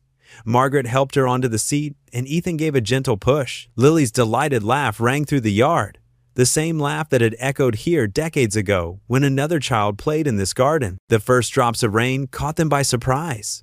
Fat spring droplets began to fall, pattering on new leaves and freshly turned soil. Lily squealed and ran for the porch, but Ethan and Margaret lingered, watching the rain darken the earth where they'd planted new life. "Thank you," Margaret said quietly, her voice nearly lost in the soft rainfall, "for bringing my garden back to life, for bringing everything back to life." Ethan stood beside her, both of them sheltered by the old maple tree. Water dripped from its branches, but neither moved to leave. This moment felt too precious to break. "I never thought I'd have this again," Margaret continued. "A family, a reason to plant flowers and fix swings and bake cookies that disappear too fast." "Neither did I," Ethan admitted. "After losing Sarah, I thought Lily and I would always be alone." The rain fell steadily now, creating rivers of silver between the newly planted beds. Each drop seemed to whisper promises of growth, of renewal, of second chances blooming like lilies in summer Sunday. From the porch, Lily's voice called out, "Daddy, Grandma, you're getting all wet." They shared a smile, acknowledging the truth in her words, but still not moving. Sometimes, Ethan thought, the best moments came with a little rain. The afternoon sun streamed through Margaret's kitchen window, painting golden rectangles across the polished hardwood floor and casting a warm, honey-colored glow on the scattered photographs and letters spread across her sturdy oak dining table. She sat in her favorite chair, the one with the faded floral cushion that had molded to her form over countless years, fingers trembling as she traced the edges of a worn envelope she discovered among Ethan's belongings, while helping him move boxes into her spare room that morning. The envelope felt fragile between her weathered fingers, the paper soft and delicate from decades of careful storage. Her breath caught sharp in her throat when she recognized her own handwriting, those careful loops and curves she'd practiced as a schoolgirl, now spelling out Michael Hayes Sr. in faded blue ink. The paper had yellowed with age, edges slightly brown and brittle, but the words inside remained crisp and clear like wounds that never quite healed, no matter how much time passed. Margaret's heart hammered against her ribs as memories flooded back. She remembered the day she'd written this letter, sitting at this very table with tears streaming down her cheeks, pouring her broken heart onto paper, in hopes that somehow, someday, her words might bridge the chasm that had opened between mother and son. "Ethan?" she called out, her voice wavering slightly, barely above a whisper. She cleared her throat and tried again, louder this time. "Could you come here for a moment, dear?" Heavy footsteps creaked down the narrow hallway, the old floorboards groaning under his weight. Ethan appeared in the doorway, tall frame filling the entrance, wiping rich, dark garden dirt from his calloused hands with an old rag that had seen better days. His worn jeans were streaked with soil, and there was a smudge of earth on his forehead where he'd pushed back his hair. His expression softened immediately when he saw what she held, recognition flickering across his gentle features. "I found this while organizing your father's things," she said quietly, her voice barely steady. "I remember writing it, right after your grandfather passed. I was so lost then, so angry at the world." Ethan pulled out the chair beside her, the same chair his father had sat in as a boy, eating Margaret's homemade pancakes before school, and settled his long frame into it, close enough for their shoulders to touch. The familiar scent of honest work and spring air clung to him. "I found it tucked away in Dad's old things when I was going through his belongings after the funeral," he admitted, his voice thick with emotion. "I've been wanting to show you, but I wasn't sure how to bring it up without opening old wounds." Margaret's fingers trembled as she opened the envelope with infinite care, as if it contained something sacred. The paper inside crackled softly as she unfolded it, smoothing out the deep creases with hands that had aged but hadn't forgotten their gentle touch. The sound seemed to echo in the quiet kitchen, mixing with the distant melody of Lily's laughter drifting through the open window. She cleared her throat, adjusted her reading glasses that hung from a delicate gold chain, and began to read aloud, her voice growing stronger with each word. "Dearest Michael, I write this letter knowing you may never read these words, knowing that my pride has built a wall between us that seems impossible to tear down. But pride has kept me silent for too long, and now that your father has gone to be with the Lord, I can't bear the weight of unspoken words anymore. They're crushing me, son. I was wrong. So terribly, horribly wrong to let my grief over losing your father turn into anger toward you. When you told me you were leaving town with Sarah to start fresh, to build a life away from all this sadness, I should have embraced you both with joy. I should have celebrated your courage to choose love over sorrow. Instead, I let bitterness poison what should have been blessed. I let fear of being alone make me cruel to the one person I love most in this world. Margaret's voice cracked like ice on a warming pond. Ethan placed his strong, work-roughened hand over hers, steadying the shaking paper between them. His touch was warm and sure, exactly like his father's had been. I pray every day, she continued reading, fighting through tears that blurred the familiar words. Morning and night, on my knees beside this old bed, that God will grant me a second chance, that somehow, someday, through His infinite mercy, He'll bring you back to me. Or if not you, if my stubborn pride has cost me that forever, then perhaps your children, my grandchildren, I've never met but love with all my heart. I dream of them sometimes, in the quiet hours before dawn, wondering if they have your smile, or your father's kind eyes, wondering if they love to read like you did, or if they find joy in simple things like flowers blooming in spring. She paused, looking up at Ethan through tears that caught the afternoon light like prisms. His father's eyes, her son's gentle, thoughtful eyes looked back at her from his weathered but kind face, and she saw Michael as clearly as if he were sitting right there beside them. I've kept your room exactly as you left it, she read on, her voice gaining strength from the love poured into every word. The model planes you built so carefully still hang from the ceiling, turning slowly in the draft from the window. Your baseball trophies still shine on the shelf, and I polish them every week like you're coming home tomorrow. Your books are still arranged just how you like them. But what I miss most isn't any of those things. It's the sound of your laughter echoing through these empty halls. The way you used to hum while doing homework at this very table. The gentle way you'd kiss my cheek and say, "Good night, Mom," before heading up to bed. If you're reading this, please know that my door is always open, day or night, rain or shine. My heart is always open, no matter how much time has passed or how far you've traveled. I've learned, through pain and countless sleepless nights, that love is stronger than pride, and forgiveness is the greatest gift we can give or receive. It's the only thing that truly matters in this life. With all my love and my deepest, most sincere regrets, Mom.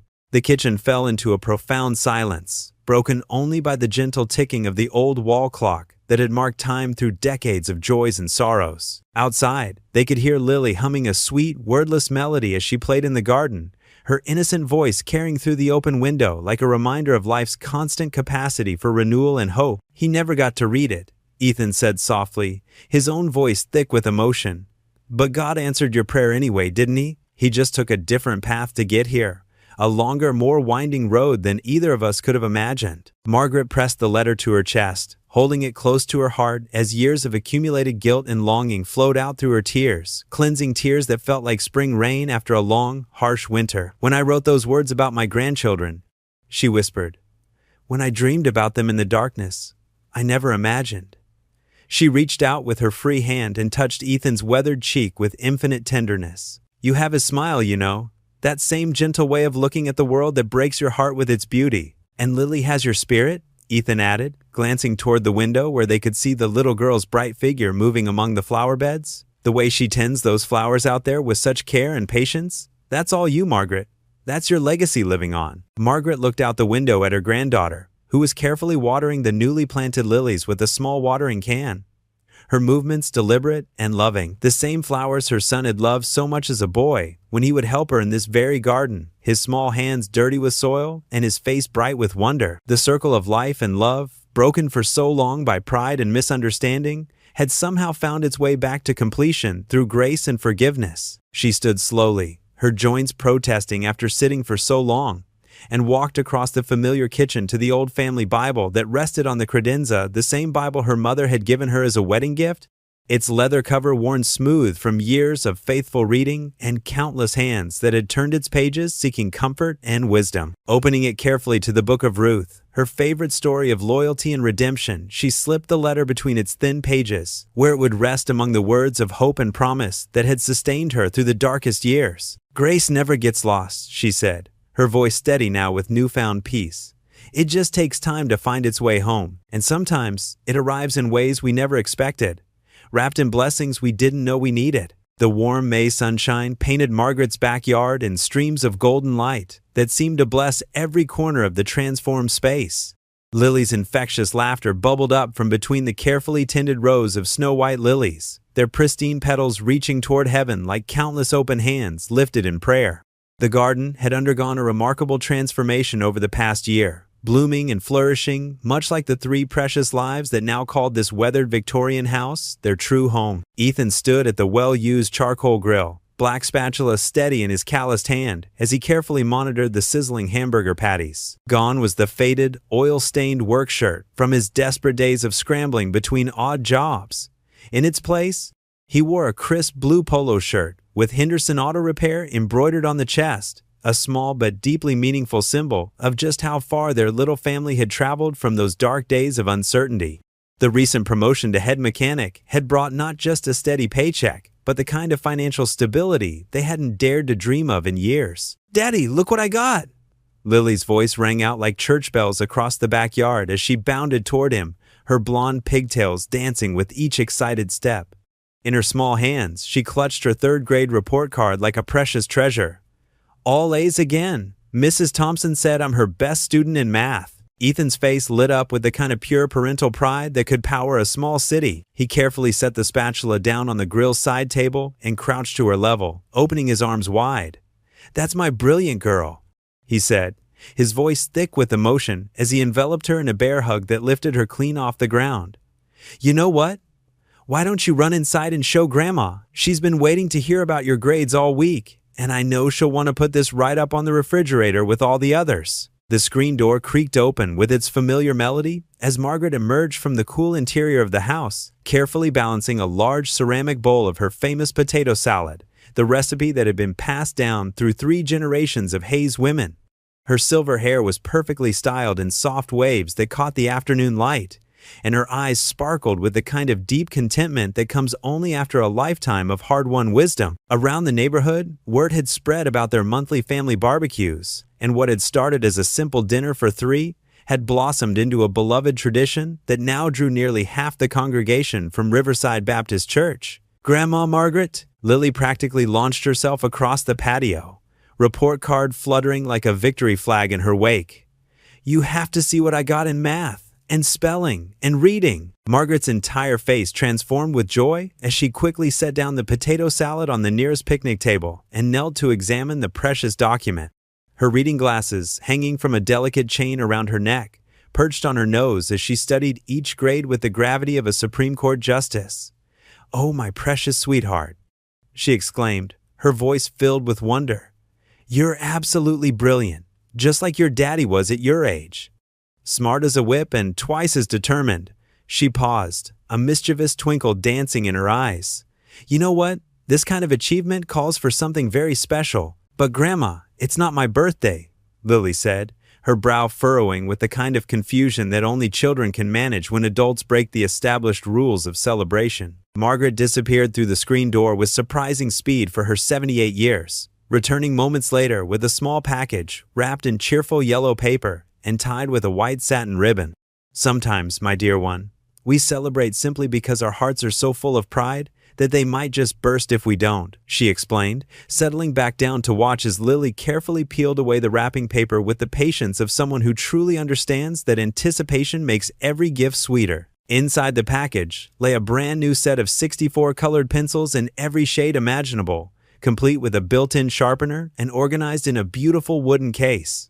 "For my budding artist," Margaret whispered, remembering all the drawings that now decorated her refrigerator and bedroom walls, pictures of their little family, the garden, and always butterflies. The first guests began trickling into the backyard right on schedule, each arrival bringing covered dishes that filled the air with mouth-watering aromas and warm greetings that made the space feel like the heart of the community.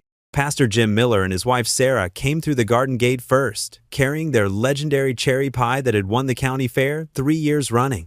The Hendersons from 2 houses down arrived with their energetic twin boys, who immediately gravitated toward Lily and the fascinating world of flowers and butterflies that had become her domain. "Oh, Margaret," Mrs. Peterson called out as she hurried across the lawn, her arms outstretched for one of her famous hugs that could cure just about any ailment known to womankind.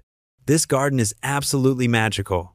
Those lilies look like they're reaching straight up to touch the face of God Himself. They're a true testament to divine grace. Margaret's weathered hand reached out to gently caress one of the pristine white blooms, her touch as tender as a mother's kiss. And to precious memory, she added softly, her voice carrying the weight of love and loss that had shaped her into the woman she'd become. Each and every one of these flowers reminds me of my Michael and how our merciful Lord can bring the most incredible beauty from the deepest loss. As the afternoon unfolded, the backyard transformed into a living picture of community and fellowship that would have made Norman Rockwell weep with joy. The space filled with a comfortable buzz of conversation, punctuated by bursts of genuine laughter.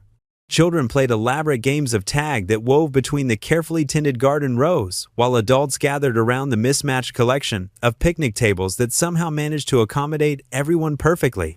The scene embodied everything Margaret had once believed was lost to her forever. Family connections, true friendship, and faith, all beautifully intertwined in one perfect afternoon of blessing. When the time came for the meal, Pastor Jim rose from his seat at the head table, his gentle presence immediately commanding the respectful attention of the entire gathering. "Dear Lord," he began, his voice carrying the kind of authority that comes from years of walking alongside people through their darkest valleys and highest mountaintops, "we come before you with hearts overflowing with gratitude for this abundant food and precious fellowship.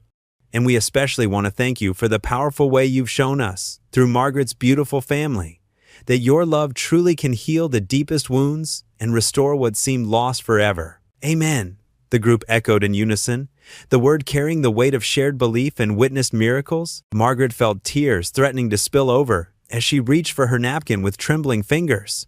The overwhelming love surrounding her felt almost too much for her grateful heart to contain. "I hope you'll all forgive an old woman for speaking from her heart," she said, rising slowly from her chair with the dignity of someone who had learned that vulnerability was actually the highest form of strength. The animated conversations gradually faded to respectful silence as every face turned toward her, ready to receive whatever wisdom she felt called to share. "Just over a year ago, I was completely alone in this house, with nothing but bitter regret and crushing loneliness for company," she began, her voice gaining strength with each word. "I had lost my beloved husband to cancer, pushed away my precious son in my grief and stubborn pride, and convinced myself deep in my heart that I deserved every moment of the isolation I had created." Her voice trembled slightly, but she pressed on with the courage of someone who had learned that truth-telling was sacred work. She turned to smile at Ethan and Lily, her eyes shining with unshed tears of gratitude. "Then our gracious God, in His infinite wisdom and perfect timing, sent me a second chance disguised as strangers standing in a grocery store checkout line, though I had absolutely no idea at the time that I was witnessing the beginning of a miracle." Several of the women around the tables discreetly wiped away tears as Margaret continued, her words painting a picture of divine orchestration that left no doubt about the source of their blessings. "He sent me my grandson and great-granddaughter, carefully disguised as people in desperate need of help. And in the simple act of helping them, of opening my heart and my home, I discovered healing for wounds I thought would never stop bleeding." She gestured with both arms toward the flourishing garden that surrounded them all, the lilies standing like silent sentinels of hope in the golden afternoon light. "I learned something precious that I want to share with each of you. It's never, ever too late for grace to find us. Never too late for family to be restored. Never too late to start completely over with a clean slate." Her voice grew stronger as she pointed to the magnificent flowers. "These beautiful lilies? They're blooming in the exact spot where my bitterness and anger once grew like weeds. Every single flower serves as a daily reminder that our God truly can make all things new, no matter how broken they seem." After the meal concluded and guests began the familiar ritual of cleaning up and preparing to head home, Ethan discovered Margaret sitting quietly on the small wooden bench beside her favorite rosebush, the deep red variety that had been her wedding gift to herself 45 years ago. He approached slowly and settled beside her, both of them comfortable in the peaceful silence that was broken only by the distant sound of children's laughter echoing from the front yard. "You know something, Margaret?" he said finally, his voice thoughtful as he watched a butterfly land delicately on a nearby daisy. "For most of my life, I believed that faith was all about following rules perfectly and constantly worrying about judgment from God and other people. But you've shown me something completely different, that it's really about love extending beyond what we deserve and second chances when we think we've used them all up." Margaret reached over to pat his strong hand with her gentle one, her touch carrying decades of maternal wisdom. "Oh, my dear sweet boy," she whispered, her voice filled with wonder at the mysterious ways of Providence. "You showed me the exact same thing, and probably saved my life in the process. Sometimes it takes the pure, uncomplicated love of a child to teach us stubborn adults what grace actually means." They both turned to watch Lily as she patiently demonstrated the intricate art of daisy chain construction to a small group of fascinated friends. As the afternoon began to surrender to early evening, guests started the gradual process of saying their heartfelt goodbyes and gathering their empty dishes for the journey home. The last precious rays of sunshine painted the western sky in soft watercolor washes of pink and orange that seemed to glow with their own inner light. As darkness began to creep across the landscape, the first brave fireflies emerged from their daytime hiding places, their tiny lights beginning to dance between the flowers like living stars that had fallen to earth just to join their celebration. Margaret, Ethan, and Lily made their way to the wraparound porch and settled together onto the old wooden swing that had become their favorite spot for ending each blessed day. The gentle, rhythmic creaking of the chains created a peaceful soundtrack that matched their slow, contented swaying as they watched the magical transformation of their garden from day to night. "Look, Daddy!"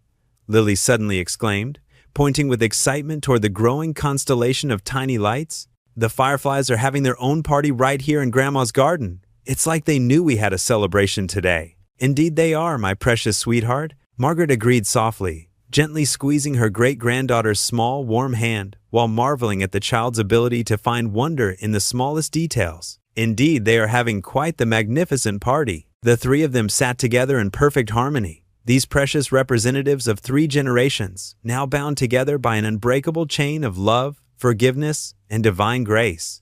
They watched in peaceful silence as nature provided its own spectacular light show among the white lilies and colorful roses. Their joined hands told an entire story without needing words, a story of deep healing, of family miraculously restored against all odds, and of faith renewed in the face of impossible circumstances. The fireflies continued their ancient dance, serving as tiny beacons of hope piercing the gathering darkness, while the lily blooms stood tall and proud in their neat rows, silent but powerful witnesses to the everyday miracle of second chances and the transformative power of love that refuses to give up. The automatic doors of Harrison's grocery slid open with a familiar hiss, the same sound that had once filled Ethan Cole with dread. Now, a year later, sunlight streamed through the glass panels like a warm embrace, casting long golden shadows across the polished linoleum floor.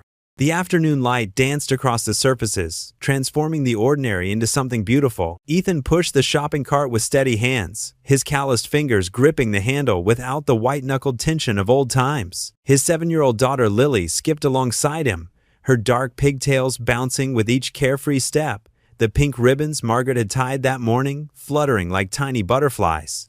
The sound of her sneakers against the floor was pure joy, a melody of childhood innocence that never failed to make Ethan's heart swell. Margaret Hayes walked on his other side, her silver hair neatly styled in the soft waves she preferred, wearing a powder blue cardigan despite the warm spring day. The cardigan was one of her favorites, hand-knitted by her own mother decades ago, a piece of family history she now shared with her newfound grandson. Her small purse hung from her arm, and she moved with the dignified grace of someone who had learned to carry both sorrow and joy with equal measure. "Can we get strawberries, Daddy?" Lily asked, her bright eyes already focused on the produce section ahead. She pointed with enthusiasm toward the colorful displays of fresh fruit. "We can make that pie Grandma Margaret taught us, the one with the lattice top that looks like a basket." "Of course, sweetheart," Ethan replied, steering the cart toward the fruit display with deliberate care. His work boots newer now, without the worn-through soles of before-made soft squeaking sounds against the freshly mopped floor. The familiar scent of cleaning solution and fresh produce filled his nostrils, but instead of the anxiety it once triggered, it brought only pleasant memories of family shopping trips. Gone was the nervous tension that used to fill his shoulders and tighten his jaw in this very store. Instead, he moved with quiet confidence, his posture straight and relaxed. He checked items off the list Margaret had written in her elegant cursive, each carefully formed letter a small work of art that spoke of a gentler generation's attention to detail. The produce section buzzed with Sunday afternoon shoppers, families with children, elderly couples examining vegetables with practiced eyes, young professionals grabbing quick ingredients for the week ahead. Ethan no longer felt separate from them, no longer an outsider looking in through windows of lives he couldn't afford. He belonged here now, just another father shopping with his family. Margaret picked up a carton of strawberries, her weathered hands examining them with the practiced care of someone who had been selecting produce for over 50 years. She turned each berry gently, checking for firmness and color, her movements methodical but loving. "These look perfect for pie," she said, placing them carefully in the cart next to the milk and bread. "Your father used to love strawberry pie too, Ethan. He'd eat 2 slices before dinner if I let him, claiming he was just testing to make sure it was sweet enough." Ethan smiled, warmth spreading through his chest like honey, at hearing another story about his father. These days, the memories Margaret shared brought comfort instead of the sharp pain of loss that had once cut through him. Each story was a gift, filling in the blank spaces of his childhood with love and connection. "Like father, like son, I guess," he said, his voice soft with emotion, making Margaret chuckle in that gentle way that reminded him so much of church bells on quiet Sunday mornings. They continued through the aisles at an unhurried pace, filling their cart with groceries for the week ahead. Lily helped by reading items off the list, her small finger following each word as she sounded out the longer ones carefully. "Worcestershire sauce," she announced triumphantly after several attempts, making both adults beam with pride. The fluorescent lights hummed overhead in their characteristic way, but the sound no longer felt harsh or judgmental to Ethan. Instead, it was simply the background music of an ordinary Sunday afternoon with his family, a word that had taken on new meaning, expanding beyond what he'd ever thought possible. Margaret pointed out items as they passed, sharing little tips she'd learned over the years. "Always check the bottom of the milk containers," she advised, reaching past the front ones. "The fresher ones are usually in the back." Simple wisdom passed down through generations, the kind of knowledge that made a house feel like a home. When they reached the checkout line, Ethan noticed a young woman ahead of them. She wore pale green scrubs that had seen better days, probably just finishing a long shift at the hospital across town. Dark circles shadowed her eyes, and her shoulders sagged with exhaustion that Ethan recognized all too well. A toddler sat in her cart, playing contentedly with a small stuffed elephant, its gray fabric worn soft from countless hugs. As the cashier, a teenager with bright pink nail polish and a name tag reading Ashley, rang up the woman's items, the young mother's hands began to tremble slightly as she dug through her purse. The sound of loose change clinking together filled the air, a sound that made Ethan's stomach clench with memory. "I'm sorry," the woman mumbled, her voice barely above a whisper as she pulled out quarters and dimes, counting them with growing desperation. "I thought I had enough." Her cheeks flushed a deep red that spread down her neck, the kind of shame, heat that Ethan remembered burning through his own face in this very store. The people behind them began to shift restlessly. Someone cleared their throat impatiently. The woman's hands shook harder as she recounted the coins, her toddler, oblivious to the mounting tension, still making soft airplane noises with his stuffed elephant. Ethan felt his heart squeeze tight in his chest, the familiar ache of watching someone else experience the humiliation he knew so well. Every instinct told him to step forward, to reach for his wallet and help bridge the gap between dignity and desperation. But before he could move, Margaret stepped forward with the grace of someone who had learned that kindness was not about grand gestures, but about quiet moments of human connection. Her movements were unhurried, dignified, as she pulled a crisp $20 bill from her small leather purse, the same purse she'd carried for 15 years, a gift from her late husband that she treasured not for its value but for its memories. "Here, dear," Margaret said, placing the money gently on the counter beside the young woman's scattered change. Her voice carried the same warmth that had melted Ethan's defenses 1 year ago, a tone that spoke of understanding rather than pity. "No need to worry about it." The young mother looked up, startled, her eyes wide with a mixture of gratitude and embarrassment.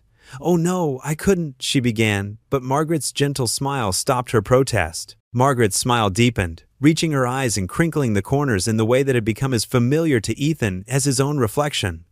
"I once met a man in this very store who reminded me of my son," she said softly, her gaze shifting to rest on Ethan with such love that it took his breath away. He was struggling too, trying his best to take care of his little girl. Someone helped him that day, and it led to the greatest blessing of my life. Tears welled in Ethan's eyes as he watched the scene unfold, feeling like he was witnessing a sacred circle completing itself. The memories rushed back in a flood, his burning shame at fumbling with food stamps, Lily's innocent questions about why they couldn't afford chocolate milk, and Margaret's unexpected kindness that had been the first domino in a chain reaction of grace.